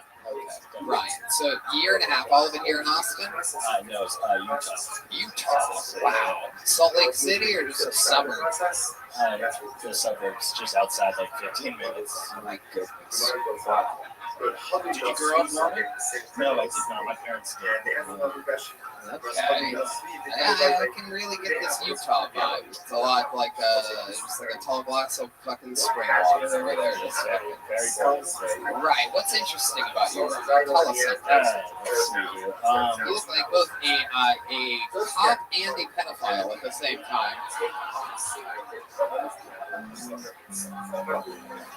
That's something that is. Have you ever thought about that? No. I mean, the pedophile part.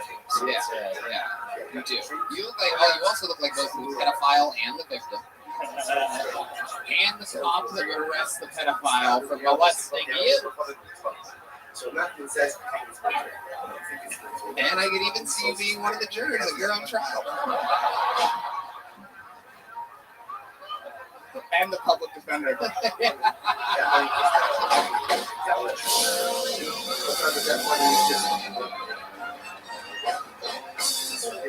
damn it, it was so good I lost my goddamn shirt. Fuck yeah. Ryan, what do you think you look like?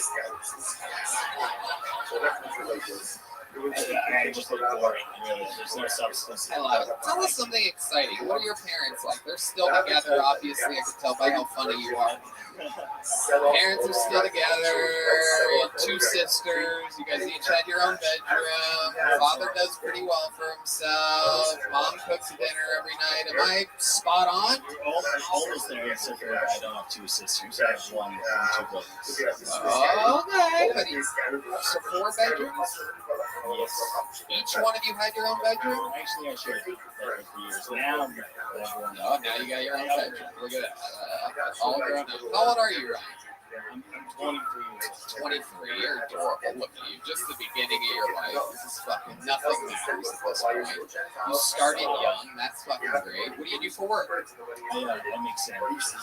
Whoa! A real artiste. Hell yeah. How long have you been making sandwiches for? Only like 2-3 months now. Okay. You actually told me I'd be making sandwiches for the rest of the month, so that's it. Oh, I remember. Oh, you've been on the show before? Yeah. Oh, okay. Wow, something seems different. I don't recognize. Is that a real mustache? Are you trying to trick me? This guy's trying to throw me off his tracks over here. Well, I don't want him to remember that last set. I'm going to go with fresh. With the Lucy in disguise for that mustache. Well, you said you played Minecraft, which is a kid's game. Now, do you still play it a lot? That's kind of a weird video game to be addicted to. Yeah, it's weird that you even know this much about it, really. Who plays more Minecraft? I've never played. All right, I'm going to stop you two nerds before this goes any further. Yeah, I love it. What's something interesting about you we don't know, Ryan? Well, one time I almost traded a piece of pizza for crack. You almost traded a piece of pizza for crack? Yeah. So I used to live in LA, and I was working at this pizza shop down on like Spring 7th Street. Okay, we don't need the exact location. I don't think, unless that comes back later in the story, I don't think we need to know the cross streets here. You're working a pizza place, you're in LA, let me guess, a crackhead comes in? I was doing a lot of drugs at the time. Where? What? I'm trying something new. And then I happened to have pizza from work. Wait a second, hold on a second. You move out of suburban Utah, right? You're how old? No, I'm saying at the time of the story. You're 20 years old. You're thinking of trying something new and you started crack? Yeah. I mean, I was already dabbling with other stuff like heroin. What? You don't rubber the heroin, but there's really a dabble there. I don't think that registers on any of the measurements of heroin use. I'm pretty sure you can go as minimal as it gets, and it still wouldn't be the word dabble. Did you inject it with a syringe into your fucking body? No, I was doing the rich kid way of smoking it. Smoking it on tinfoil. Rich kid way of snorting it, man. That's middle class. Wow, I don't really know what you guys are talking about again. You might as well get back to your Minecraft conversation if we're going to talk about snorting heroin. I'm out of my element here. I love it. So you were really doing this. You're smoking this, you're smoking that. Did you trade the people? What stopped you? I just had something. I was just like, you know what, really, I probably should just go home. I got alcohol and other things, so. Yeah. And how about now? You still doing hard drugs? No, I've been for like a year and a half, 2 years. Wow. Let me ask you this. Do you think you were funnier on heroin? No. No? You sure you have any videos of that? Or no, you started right after it seems like it's about this is your fix. Should we have him come back next week on heroin, or we could try like? How many do you think we should get this guy high on fucking I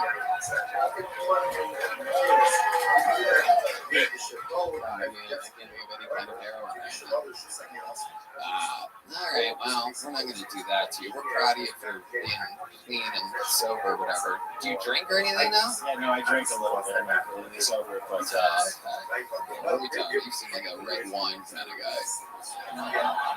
And it's only just a couple glasses before bed. That's all it takes for me. That's a Coors Light, fella. I just drink my wine, take off my mustache, and fall asleep. Put it right on the side table next to my bed. Make sure it's there. All right. Do you drink Coors Light? yes. Whoa, very good. Red man always can guess what another man drinks. All right. Ryan, fun times. Congratulations. Happened again. Come back again some other time. Have you gotten a joke book before? Yeah. You got a big one or a small one? Here, take a small one. You earned it. There he goes. Ryan Westover. Who's going to keep flying through it? Let's get another fucking stranger up here. Wow, this is a fucking special episode. Make some noise for your next comedian, Hasib Ijaz, everybody. Hasib Ijaz. The bucket of destiny laughs in our faces.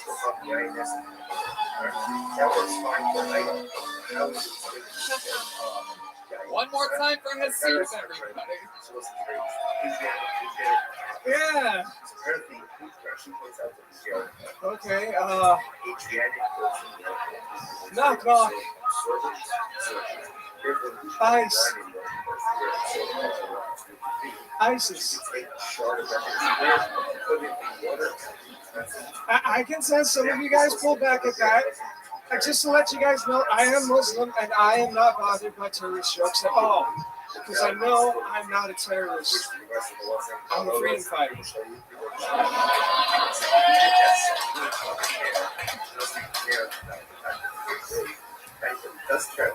So onward. What's the difference between a Mexican and a Pakistani. Mexicans only play with illegal explosives in July.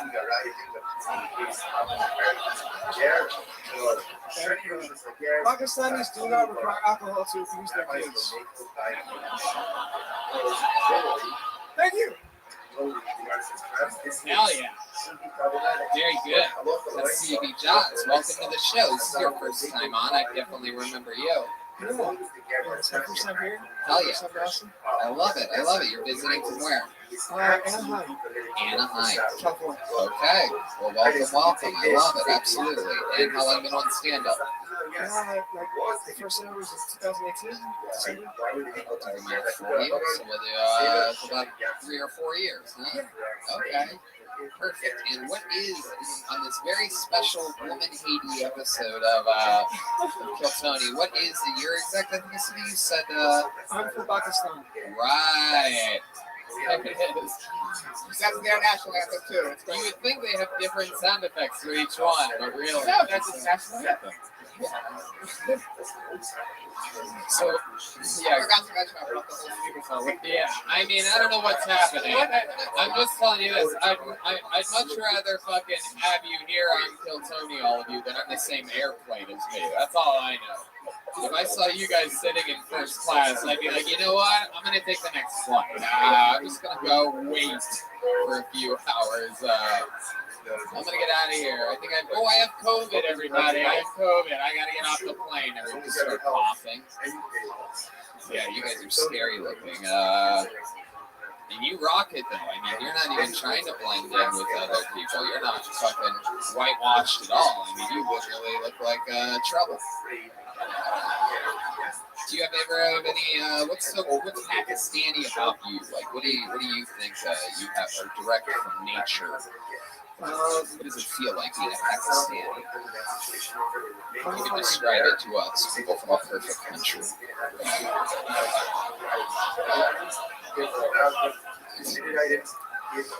Well, no, it's weird to have American pride now. Like that became like a bad thing. I've never been asked that question before. You talk with your father a lot? Yeah. What's something you guys have in common that might be different than what you think a typical white guy does? You guys are both into like a sort bean or something? I'm just giving an example. What? You guys don't make it weird. Don't make it weird, guys. He's not making it weird. I don't know why you are. This is a smile, lady. Jesus. Speaking of being, Do you have anything in common with your father? we're both not very good at talking to women. Oh, okay. Your mom and dad still together? Yes. Yeah. Okay.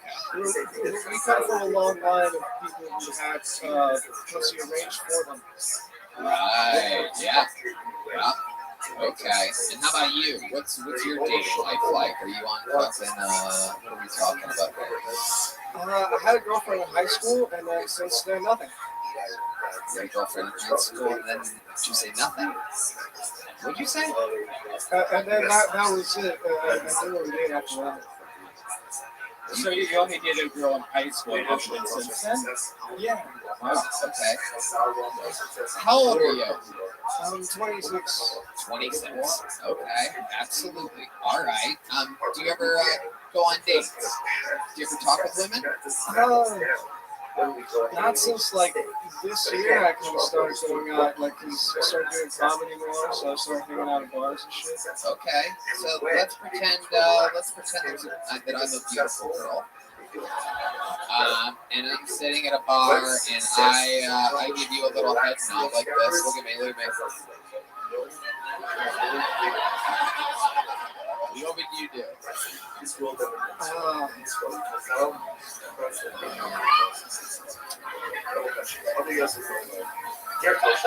on. Okay, let's start from the beginning. You ready? Let's do it natural, like we're at the bar. You ready? Here we go. We're starting from the top. Here we go. Oh, you're nodding back. Oh, would I like to go ahead, son? Blow my dynamite? Whoa, Jesus, wow. Now I see why this isn't working for you. You're going straight for the jokes. Would it be easier if you imagined he was a goat? Yeah. Let's start from the top. Let's take it from the top.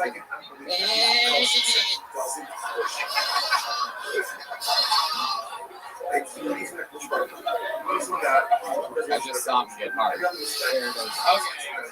Jesus.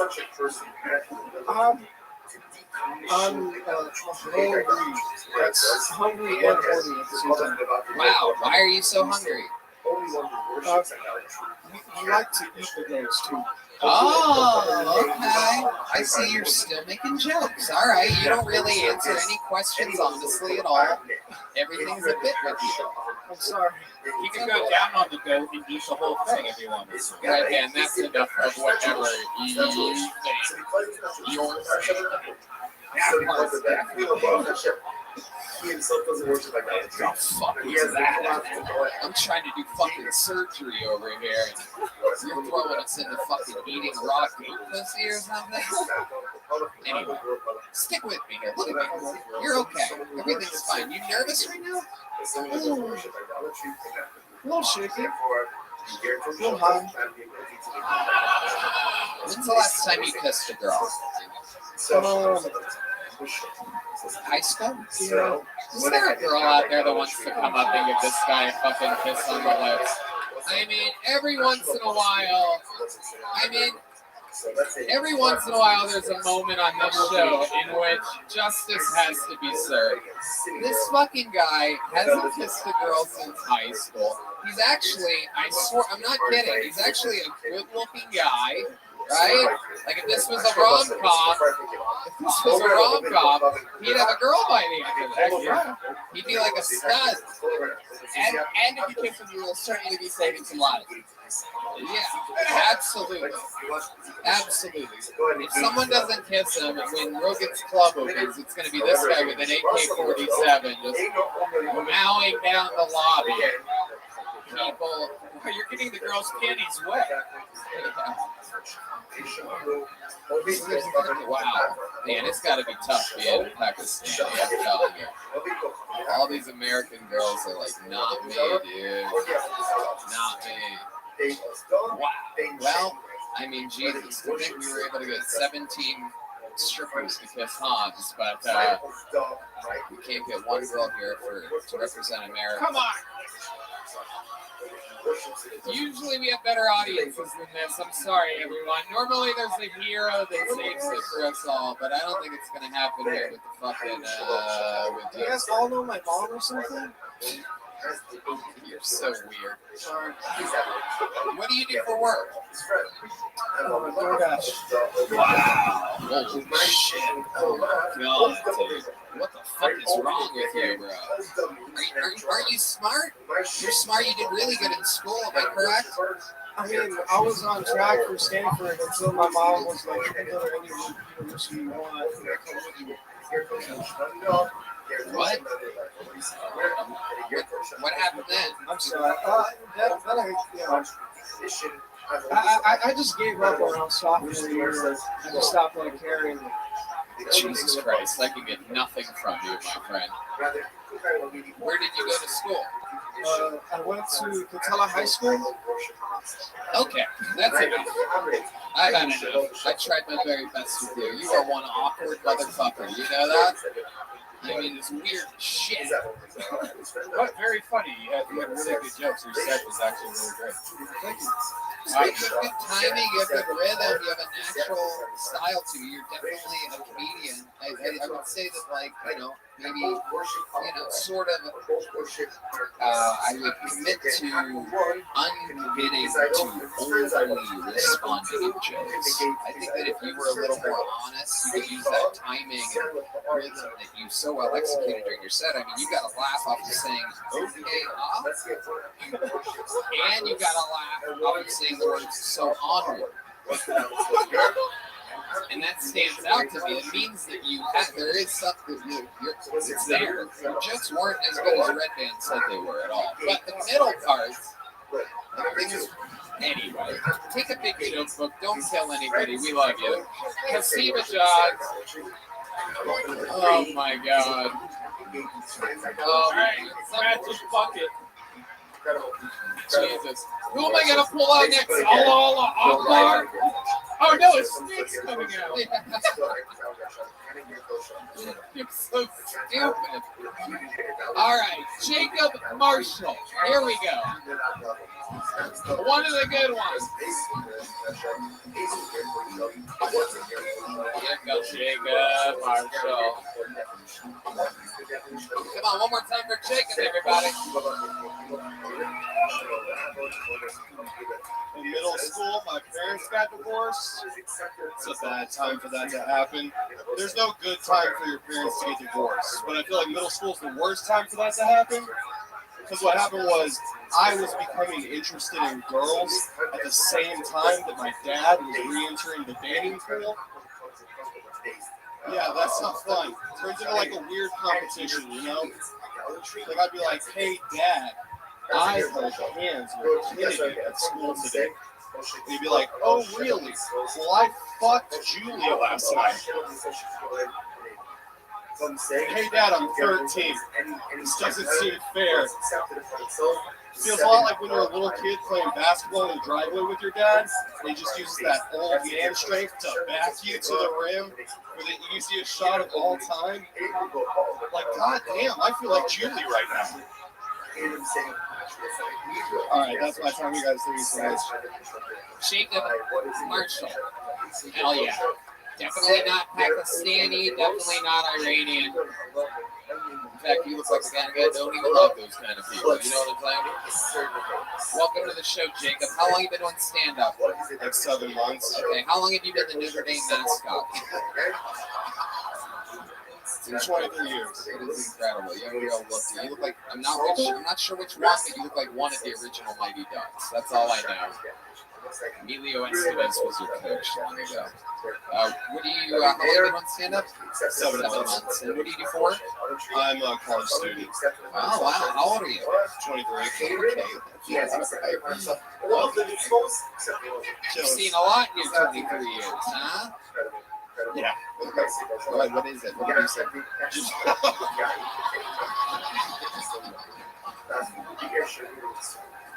Just the divorce thing. Okay. Yeah. Okay. You were 12 or 13? 6th, 7th grade, so whatever that is. Yeah, why don't you just say that That's right? Yeah, you're right. Absolutely. Just say that I nailed it. Yeah, nailed it. That's pretty much what that is, right? Yeah, I think so. Goddamn fucking right. You don't even remember because it traumatized you so deeply. Your parents divorced. You guys all lived together and then you didn't. What caused that? What caused that divorce to happen? Was your father cheating on your dear mother? So there's a lot of different answers. My mom will say that my dad was addicted to porn. Well, in that case, I guess we're all getting divorced. You know what I'm saying? Party! Okay. And then my dad will say that my mom's a crazy bitch. So. Well, I believe your dad. Everyone does.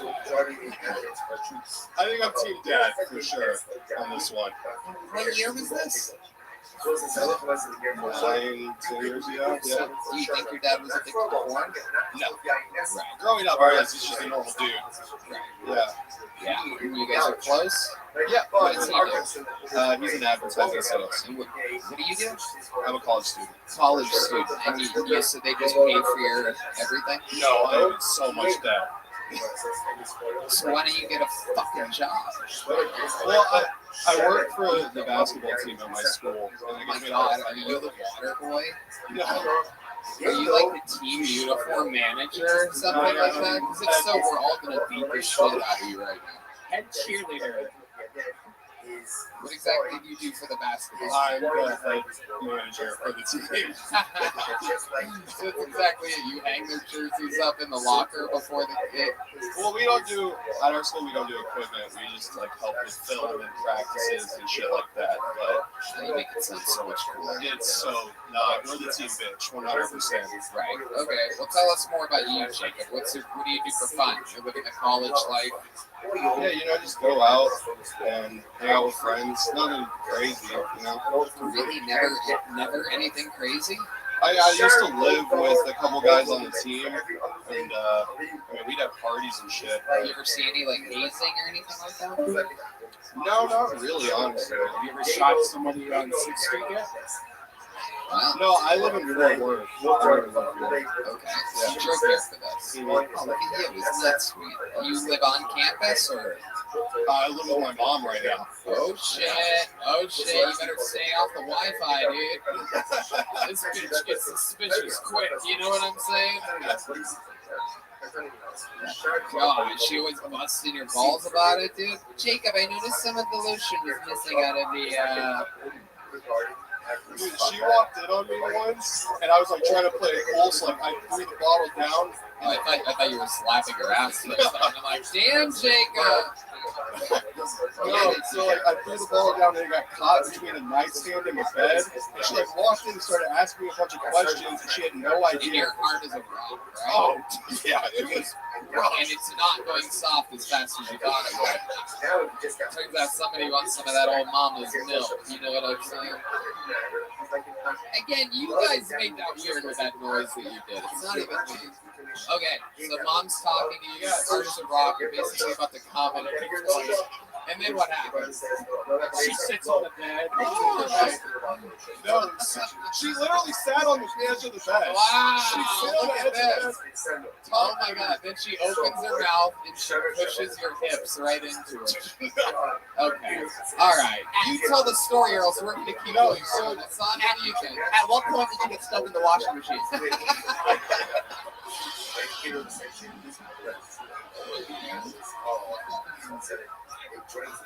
No, so she's sitting on the edge of the bed, and I'm doing the whole like bent leg thing, so she can't see anything in the covers, being smart. And then the bottle of lotion falls and hits the ground, and she looks down and sees it and goes, "Oh." And then to make me feel better, goes, "Don't worry, I caught your sister like 2 months ago.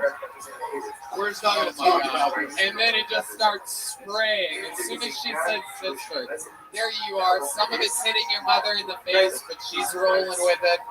Because at that point, she doesn't want to make you uncomfortable. So if she takes a little load on the face, who gives a fuck? You know what I mean? She's being cool mom. Oh my god, my mom's definitely going to see this. Oh no. Oh yeah. She's seen worse. Oh god. God damn it, Jacob. That's incredible. Wow. Would she be more mad you told the story or did you call her a crazy bitch? She's used to the second part, yeah. You ever try to take any girls back to your mom's place? Yeah. Whoa. Here we go with this part of the interview. How does that normally go for you? Does mom ever interrupt that? What goes on there? You take her to your bedroom with your little fucking bunk beds or whatever you're dealing with? It's worse than that. My bed frame is broken right now, so I have like a dip in the middle. My back is fucked. But no, last time. No one asked that question. Last time you took a girl back to your place. Yeah, so she's at her boyfriend's most weekends. So I threw my mom. Yeah.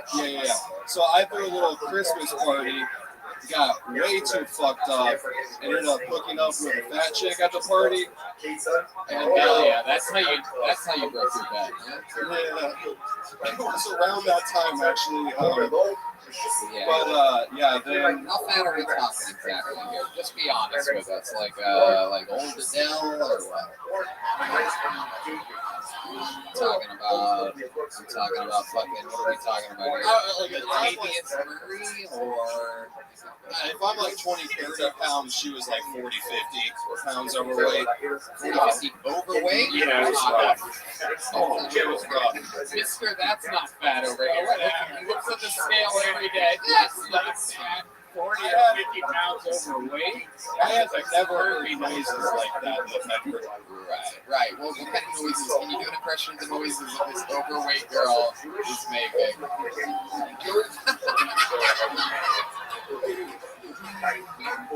What did it sound like? Like armpit farts? Oh, shit. Oh, my God. Yeah.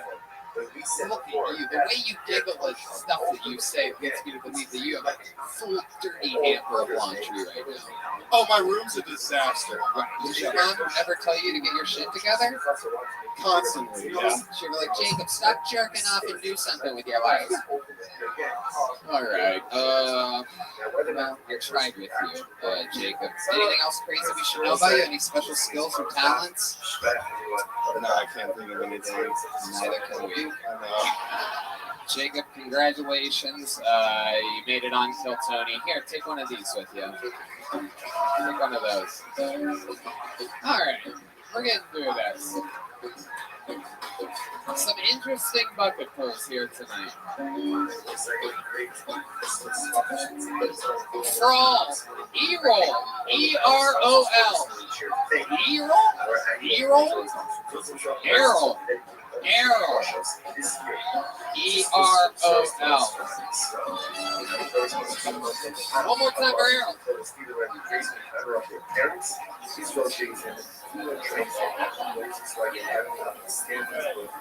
Hello, my name is Errol and I'm a stand-up comedian. Okay. Feels good. I live in a van. Turns out you take minimalism very seriously, y'all. You end up in a van. A little homeless. Anyone taking minimalist serious anymore? Am I crazy? Does this sound weird? I must be. What's up, man? It's can't even hear me. Am I saying minimalism? Anyone? You take that very seriously? Anybody try it? It's fucking nice. You end up in a van. And then you drive around the land. Nothing a helping hand. And here I am. All right, Errol, everybody. Hopefully he does not have a gun. Holy shit. You are crazy, dude. I like it. Welcome to the show. This might be a slightly more interesting interview than we're used to this episode. You are by far the youngest looking Vietnam veteran I've ever seen in my entire life. It is quite incredible. The energies of a man that's been in the woods for 3 years. He's pulling out a notebook. It is a piece of art, and it is indeed a drawing of me. It's not going to save you from me thinking you're weird as fuck. Welcome to the show, Errol. Kind of into it. It's okay, man. Okay, so let's catch up, Errol. Sure. Welcome. Have you been on the show before? Nope. Just trying. Give me my shots. Okay. All right. I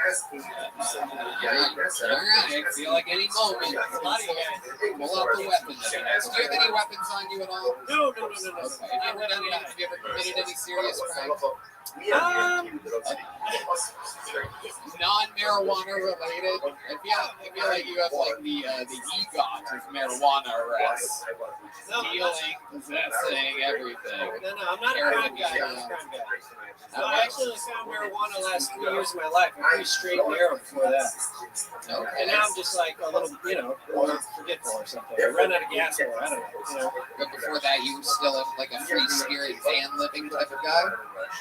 No. I worked at the University of Oregon before this. What did you do at the University of Oregon? I will be shocked at anything that doesn't rhyme with janitor. He's putting his glasses on for this answer. I was I like it. I was Were you born on the 4th of July? No, I'm sorry. Go ahead. What were you? career counselor.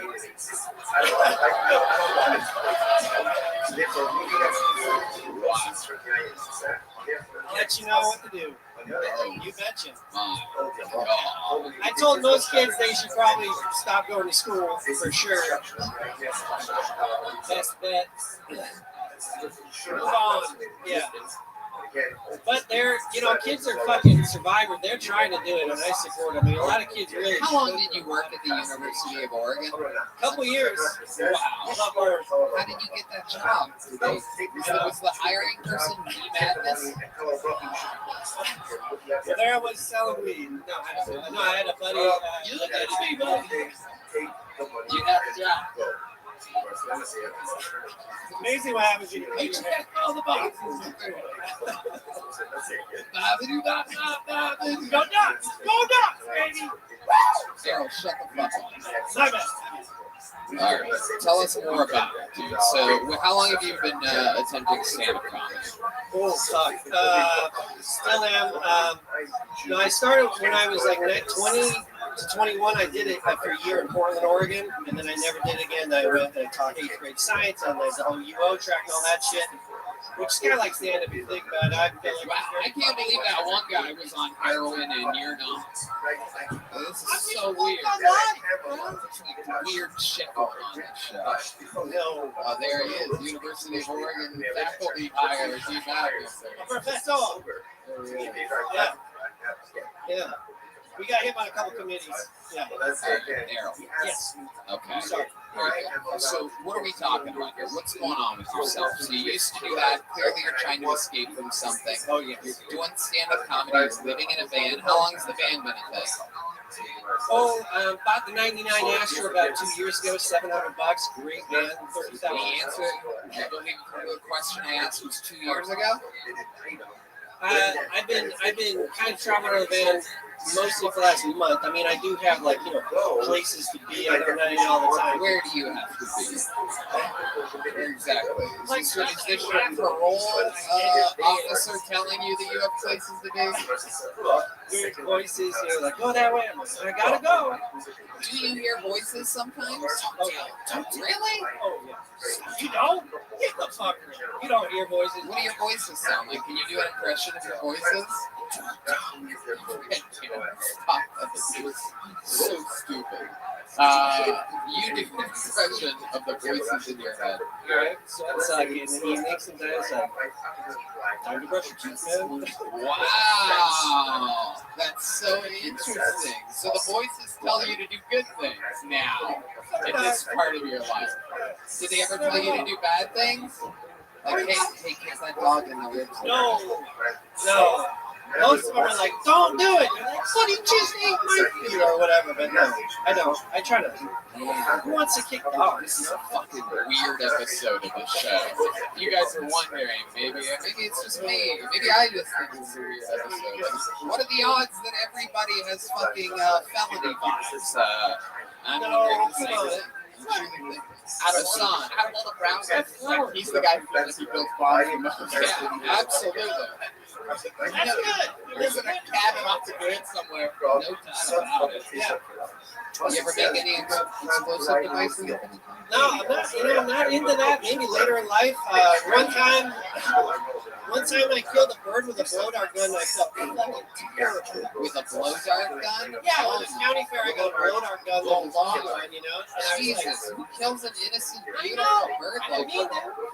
It's like across the road. Should work. Oh my god. Errol, any love life in that van of yours? What are you doing? You seem like the kind of guy that jerks out to a literal, you just answer questions whenever you want. Okay, go ahead. My bad. I got so excited. When you killed the bird, did you keep it? And do you still have it in your van? You moved on from that part. It doesn't matter. Love life in the van. Tell us about it. I have a dog with me. Oh, shit. He's here right now. So she's not that into it, like sharing the space and stuff. It's small. Dog's not into living in the van. You're fine with it. The dog's like, let's get the fuck out of here. It's better for me. Women are not Get a job, dude. Yeah, no, it's not good. It's better. Oh my god. Is it a big dog you have in the van or Small, very small. I tried to bring her with me, but then they said you can't bring dogs in. Right. That's correct. Yeah, I didn't know a lot of places are in the Wow. Madness hates your guts, dude. Yeah, I do too. I'm with you. I don't know. That's not even, Anything else about you that we should know? Any special skills or talents or anything like that? I'm really into ping pong. I'd love to play some ping pong with anyone around here. Oh, shit. I could tell you're genuinely good just by the way you fucking started looking people right in their eyes So if any motherfuckers know anything about ping pong, this guy, if anybody wants to play, just the time and the place. I can attest to that. I had played ping pong with Arrow and he destroyed me. I'm pretty sure ping pong's still mad at me for what I said about him a few months ago.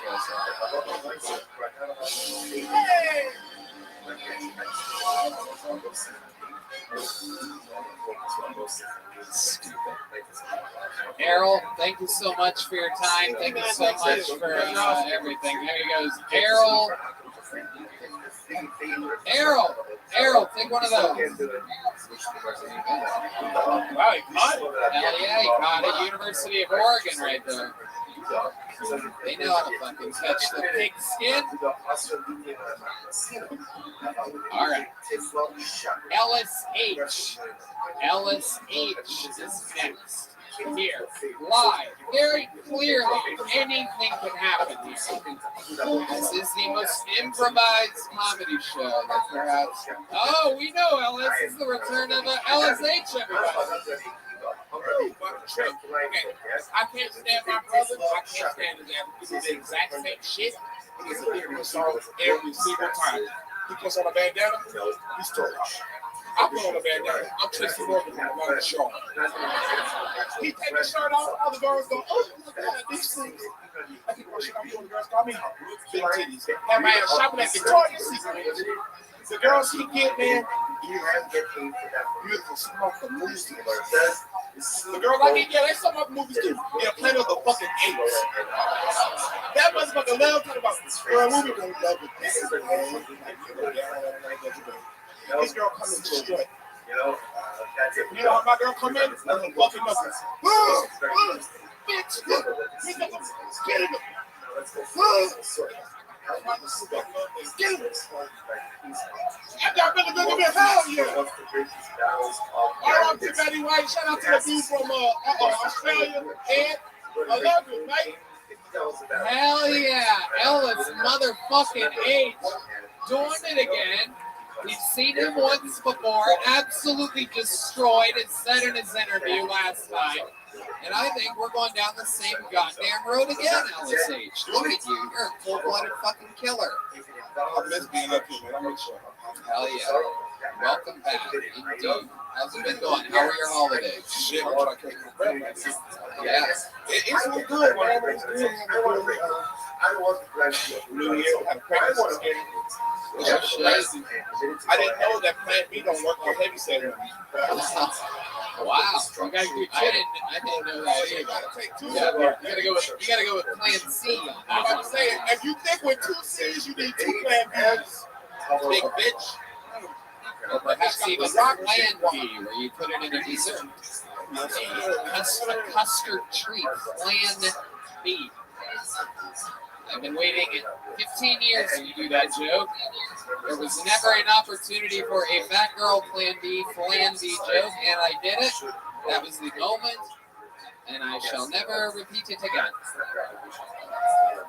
How big of a girl are we talking about? I know you'll give me an honest answer. She was a 30 bitch, had to be 4'5". We were fighting, boy, and I loved it. I love me a big woman. Before I could get out the words honest answer, he had already called her a sturdy bitch. Absolutely. Are we talking about like short and stocky? What are we talking about? Short, but just tits great, ass great, big old belly. I loved it. Oh shit. Lord, I'm having flashbacks. Oh my goodness. Hell yeah. And shit like a big old bang bang, bro. Just so warm. That bitch has so much heat, you can put an uncooked chicken between her legs and that motherfucker come out fully seasoned. Jesus Christ, are you serious? That girl, she's got that fucking rotisserie pussy, dude? Oh my goodness. Oh my goodness. Absolutely incredible. Wow. Black girl, right? Yep. Jamaican. Yep. Yeah, I know. There's no white girl that could cook a chicken in her pussy, dude. I've met a lot of white women. None of them have those kinds of powers. At best, they could slightly warm up a hot dog, but and to cook a full chicken, I mean, this is absolutely incredible. It's like when they have the blowtorch over sushi. Absolutely incredible. So you took her back to your place. This all goes down. How long is sex with a man like LSH? The most anti-China person that could possibly have been elected president. Just keep going. Chinese. Hold on, wait, Ellis, sometimes you're so good at this that sometimes I just slow it down. So you said sometimes you get it and then you got it all night. Repeat, what did you just say? Like, I'll be on and I'll nut. While she's there? Oh, no, this is the prep. This is pre-game. Right. You're beating the prep, as Ellis calls it. You're beating off, you're flouring the chicken for later.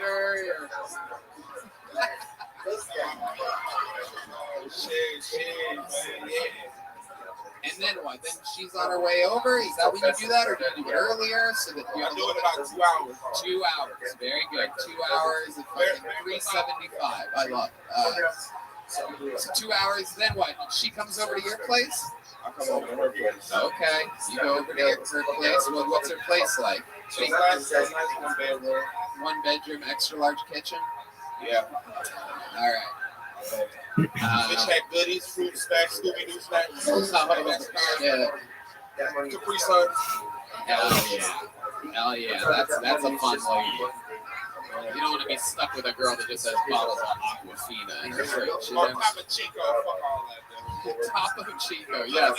That is exactly how that's pronounced. Don't ever change it. Okay. So you're in her place now, and how fast, how soon until things really get started? How long until you make your move? Well, we were watching You Got Served and shit. And then I was like, damn, that Martha Simpson. She goes, yeah, you really did it. And then we just start fucking. I don't know. Wow. All right. That's not really a measurement of time at all, but makes sense to me. And then you just keep going after that. At any point does she say, like, that she's having an orgasm or anything like that? Who cares?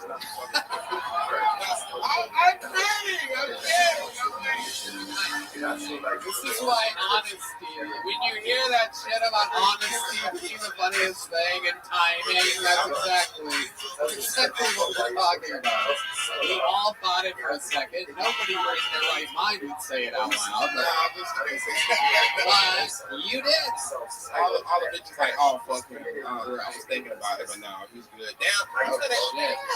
You look like my second grade teacher, too. Exactly. Fuck out of here. Right. Yeah, she doesn't seem like one of the big booty bitches that you like. You know what I mean? She's just over here talking shit with her small little titties. You know what I mean? Let's keep our eyes on the prize here, because you're a fucking machine. So you go.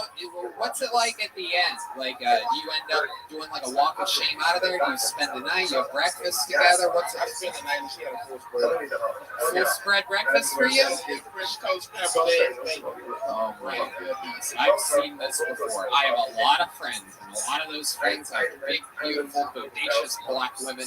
And I'm telling you, they all cook massive breakfast. It's incredible. It's never like less than 7 things on like a platter. There's a little bit of oatmeal, there's some fruit. I don't know. I don't live that kind of life. Bacon's candy. Yes, there's a full rotisserie chicken there. You're like, well, chicken for breakfast? Wasn't expecting it, but I'll have some. I'll dip this chicken right into these eggs. All right. Oh, man. Did you guys do it again at breakfast? No, I had to go drive. Absolutely. You drive Uber X or Uber Blackest? I just drive a regular old Uber, bro. So you go from one XL to the other. You know what, man? I'd love to have you back on the Secret Show Thursday if you can. That's how you start 2022. You do your shit. Hey, this is the year we do all our shit, y'all. I ain't gonna fuck with my shit. If you doing something, you better be the best at it.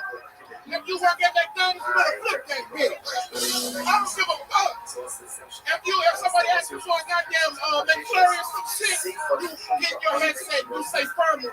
I'm sorry, I'm gonna show you. Wow, Tony, I'm sorry. This is our years, y'all. I don't give a fuck. Shit, I ain't playing. I want to be a new regular. Here he was Tony like, calm the fuck down. It's fucking energy like that, you can't do. Until you take it, then that's where you end up. You know what I mean? I could tell you jerked off 2 hours before coming here tonight.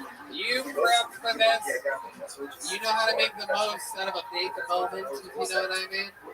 Well, Ellis, you know, I just got to tell you, normally every single week we have a regular on the show. He is indeed our, I can say this in 2022, our token black regular, David Lucas. But oftentimes he's got babies all around the country and shit.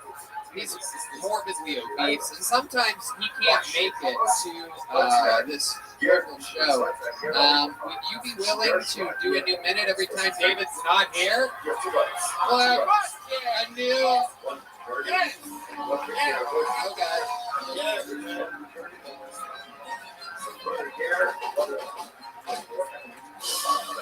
Well, in that case, we're going to see a brand new minute from LSH, I do believe, next week. How about that? There he goes. LSH, everyone. He has arrived. His second time ever on the show. Both times, unbelievable.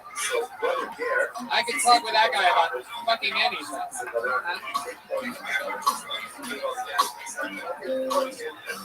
Have we had a single female up here tonight? Wow. Should we hold it until we get one? Alright, let's see what happens here. Not Brody, not Andre, not Tyler. Okay. Now that's Will. Irma Ruiz. Is that a boy or a girl? Irma? IRMA? Okay. Here she comes. This is it. Irma Ruiz. Oh, shit. Holy shit. Here we go, people. Come on, make some noise for Irma. Hey guys, how y'all doing tonight? Awesome. My name is Irma Ruiz. Actually, she's my name is my first name is the most Mexican name in the world. And this fuckers didn't even teach me Spanish. I'm gonna do something like that. And you guys all just call me Irma. Call me Irma. Just whatever you do not call me Irma Sperma. Like the kids used to do in 5th grade. It's so cool. Irma Sperma. Irma Sperma. Kids should not be calling their teacher Irma Sperma.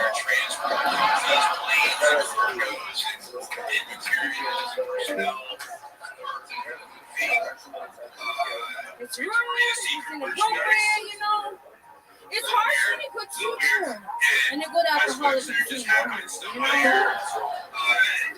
Every morning you wake up early when you quit drinking and you're gonna lose your job. Now I'm doing comedy for you fuckers tonight. Alcohol always wins. Alcohol always wins. 15 years down the drain, just because I took some time. There you go. Over a minute for Irma Ruiz. Welcome to the show, Irma. How are you?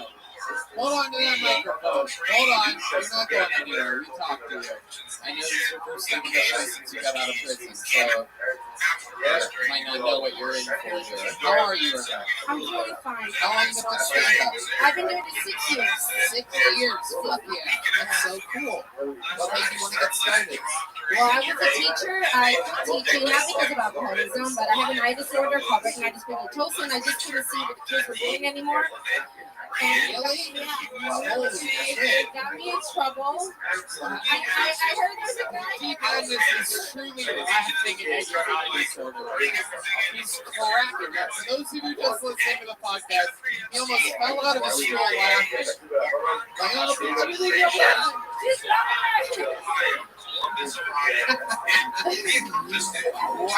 How bad is that disorder? It's kind of, actually, my friend Berto was walking in here, but he fucking doesn't hit me. He was on here a few weeks ago, actually, cousin Berto. Do you see us right now? Big guy. How many fingers have we holding? I can see your fingers. As long as there's light on you, I can see you. Like these guys, I can three. I saw 5, but 3 were up. Very good. Are you married? I am married, yes. 10 years. Okay. That's it. Yes, Let's find out more about the man that's probably inevitably going to murder me. He works in the hotel. No, he's in IT. That's why I can do cabin. IT? Wow. He's Mexican as well? He is. Rare Mexican Chinese guy. But he works in Mexico City in Brazil, so. Well, there it is. That's Mexico. But we live here. Or elotes, like corn. Oh, yeah. I actually know Corn that. Texas. All right. That's why your jokes are so funny. No, I'm kidding. I'm kidding. What's it really like? I know you talk earnest from this and that, but how did you end up with the name Irma? It sounds like a Jewish guy with a gambling problem. Yeah, that was my mother's name. She was a Mexican lady with a bingo card. No, tenía to be exact. You have kids, Irma? Yes, I do. I have 4. We're blended family. They're all over the age of 18. Blended family. What exactly does A that blended mean? family. He has 2 kids. I have 2 kids. We all live together. It's like a fucking dormant for Okay. Or just needs to go Mexican house. Exactly. All of what you will. That is why we bought a house in a non-HOA community, so we can just keep adding rooms to it. What we do, if you buy a house in the HOA community, you're never gonna fucking next to each other.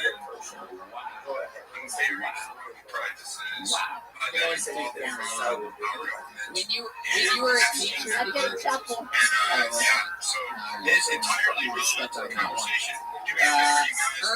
So what does he do? Can I ask him?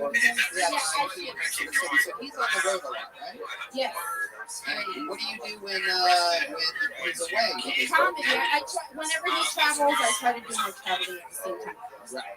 So when he's gone for a week, I try to do my Comedians that are get on you? Yeah, that's not actually. I own the comedy house in San Antonio, Texas, so a lot of they're like my brothers. Okay. Wow. Yeah.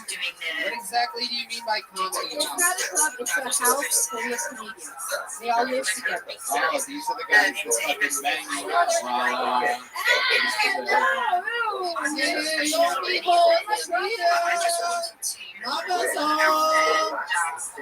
They really touch each other. Muchacha elotes. They give my friends jokes. I don't know about that. You may have just said the words girly. Alright.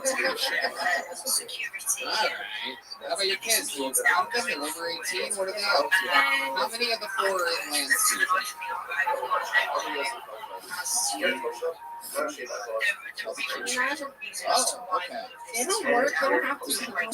Really? Oh, hell yeah. They got that Mexican comedy money? Yes! Oh, shit. Look out. They really don't work? I don't work, no. No, they don't work. Well, I think they do that. Really? My husband takes care of all 6 of us. Really? Wow. Oh my god. He turns those fucking pesos into American dollars and is able to support a family of 6. I mean, he works for an American company, but he works for Okay, he's in the car. Irma, have you ever committed any crimes? Never. What do you do for fun when you're out on your own? I like karaoke. What's your go-to song when you go to Super bass. What's that? Nicki Minaj. You got my homie to run it away. Wow, you sort of have that. I don't even know the original song, but that sounded okay. What else? Karaoke, anything else? Am I ready? Oh shit. You're looking at the blind guy now. You didn't even make it up, folks. Literally the one she chose to lock eyes with is wearing lipstick, sunglasses right now. That's why he was saying. Because he's having a fucking blind off. What's that? That was like the not so wild west right there. That was an absolute standoff where nothing was going to happen.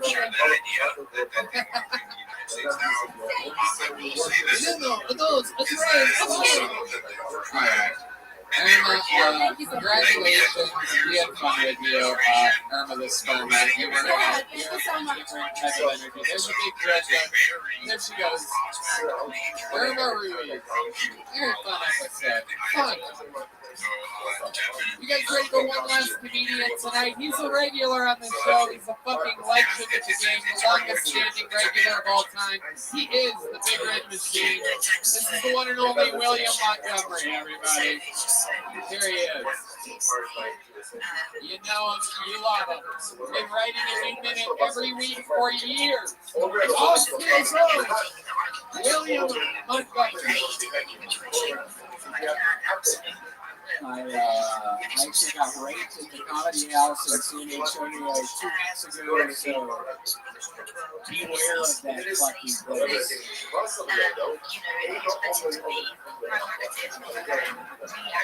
I've been reading a bunch of social media posts of people saying their New Year's resolution is to focus on my own personal needs, or my New Year's resolution is to cherish my mental health. Whoa, don't pull a muscle there. It sounds really hard. Some people are going to try to exercise more, spend more time with their family, but your New Year's resolution is to be a little more selfish. Actually, my New Year's resolution is to stop murdering so many people. Elizabeth Holmes, who y'all better fucking know her, this joke isn't yours. Elizabeth Holmes, the woman who had the fake blood testing company and who dressed in all black to look like Steve Jobs, just got convicted of security fraud. I can hear her now when the jury announced it. It's verdict. Oh shit!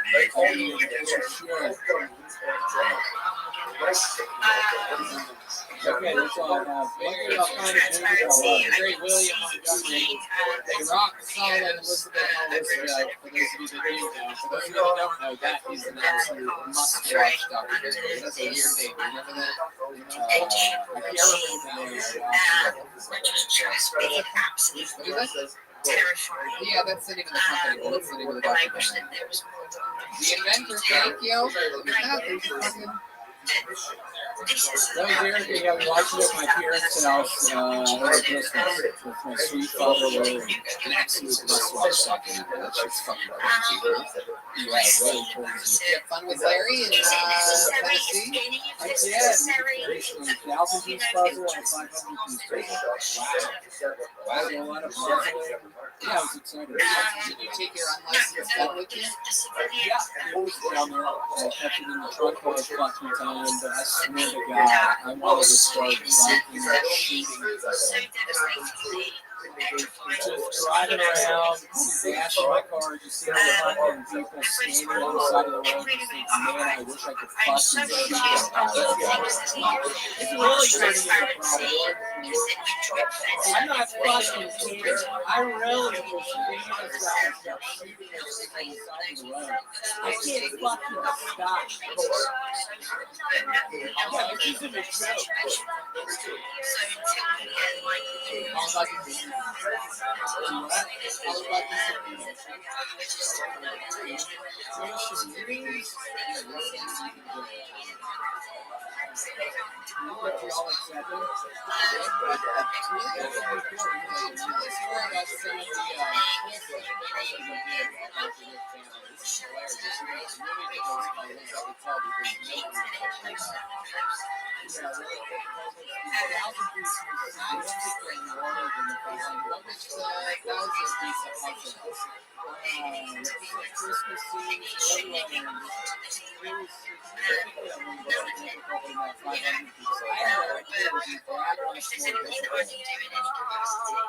Yeah, just the designs. It had 500 more fucking pieces. It was so hard. Would you say it's like 2-3 times harder? I'd say probably 2 times. And also, right hand, I want to kind of bury the hatchet. Here, shake my head. Oh, wow. Burying the hatchet. I fucking love you now! I just wanted to know why you're to be frank, not to be And the comedy gods that are with us, he literally broke the chair when he flinched. You know, you're absolutely right. I was just, I had half that conversation with him because I went to deal with a terrifying situation here in the UK. He got red band too. Fucking, he got red band. He clenched his hips so much that he broke the chair sideways off of its own tracks. I've been waiting this fucking day for the past 3 weeks, bitch. And I fucking got you. I knew I was gonna get you. Oh my god, I'm gonna fucking pass out. That's so funny. And I got like a classic handbook. That's the one that you get $2. And you took all on the face. You put your fucking palm right into it. Like you're signing a fucking Spotify deal. Right. Oh my god. You fucking did it. Holy shit. Now, William, I still have a surprise for you. I didn't warn you about this, but when you were home visiting your family, you know, hanging out with everyone, I was out on the streets here. I stayed home in my home in beautiful Austin, Texas for the holidays. And I had some fun. I was out and about, and I ran into someone who strangely wasn't at your family gathering, but I met a long-lost tweet he claims, and I believe him to be a brother of yours. Ladies and gentlemen, his name is Trey. Yes! Oh my god. He is Trey Montgomery, everybody. Hey, your brother. I'm actually your son. Oh, wow. Look at this. You have a son, William. Hey, it's Jameis. That's me. Fucking bathroom and Exxon. You're not Jameis. You're Jameis. Okay. Here, let's give him his own microphone. William, you're not really good at the old man on the street style. Tony, yeah, go ahead. Hey, can you imagine how disappointed and autistic Slade was when he found out there was no streams for the Underground Railroad? All right, don't do your own shit. Give him that microphone back. You take this one. Take that. Don't stretch it out so far. Dad, face the audience. This is my brother. I missed you too. This is failing. This is failing miserably. DJ Augustine, yeah, he's playing from Texas. I'm sorry, I told you to say DJ Augustine. I told you to say that. Okay, I'm sorry. Not okay. Okay. Do you remember it was on North Jamie Thomas Day in Memphis, and I got a fucking nightmare in here. I had to fly. I wanted to take you to it took me 3 hours and 47 minutes. It was a layover in Houston. There was a nice woman that brought me here. I'm not 99% sure she's going to pitch me a fucking T-ball film. Right. That really happened. That actually happened. James, let's see how far your Apple phone gets you. Do you have any illegal weapons? I have a fucking cleaver. You do? What do you do with your fucking walking around, waiting to fucking use it? They're Austin, Texas. It's a nightmare. They've been asking me for money. We need to hit the streets after that. What's going on? You can fucking hit some people with the cleaver. I can bring my gun out. Yeah, what kind of gun you got? Father and son reunited here. Why don't you shake your butt? I know, right? I love you, Dennis. I love you, too. All right, this is a wild fucking episode. Proof that we are indeed a live podcast. How about one more time for Janice Montgomery, aka Trey Campbell, everybody. Thank you, Trey. Thank you. How about one more time for the great William Montgomery?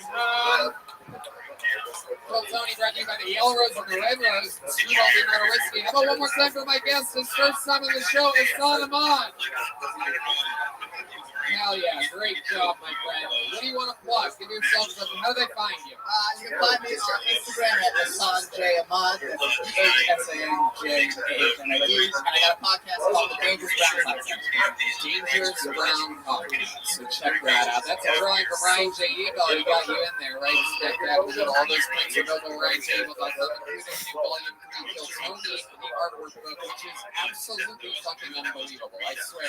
If you're a real fan of the show and you buy one of those, you'll have something really cool to put on your property. That's during COVID and our move from LA to Austin. And a lot of those tour road posters and a lot of the developmental crazy episodes that we did to get over the beginning of the pandemic. Anyway, Ryan J. Eagle.com for that. Guys, how about one more time for the Kill Tony Band brought to you by Screwball. You know better with Michael Gonzalez on the chat. Sure understanding that you buy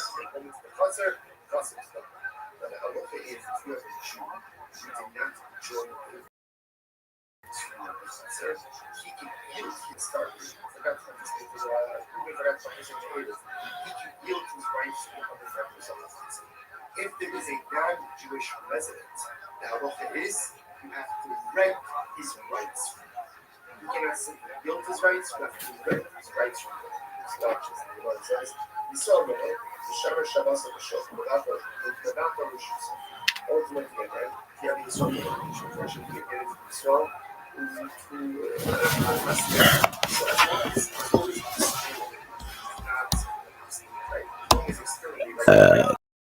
Pardon me.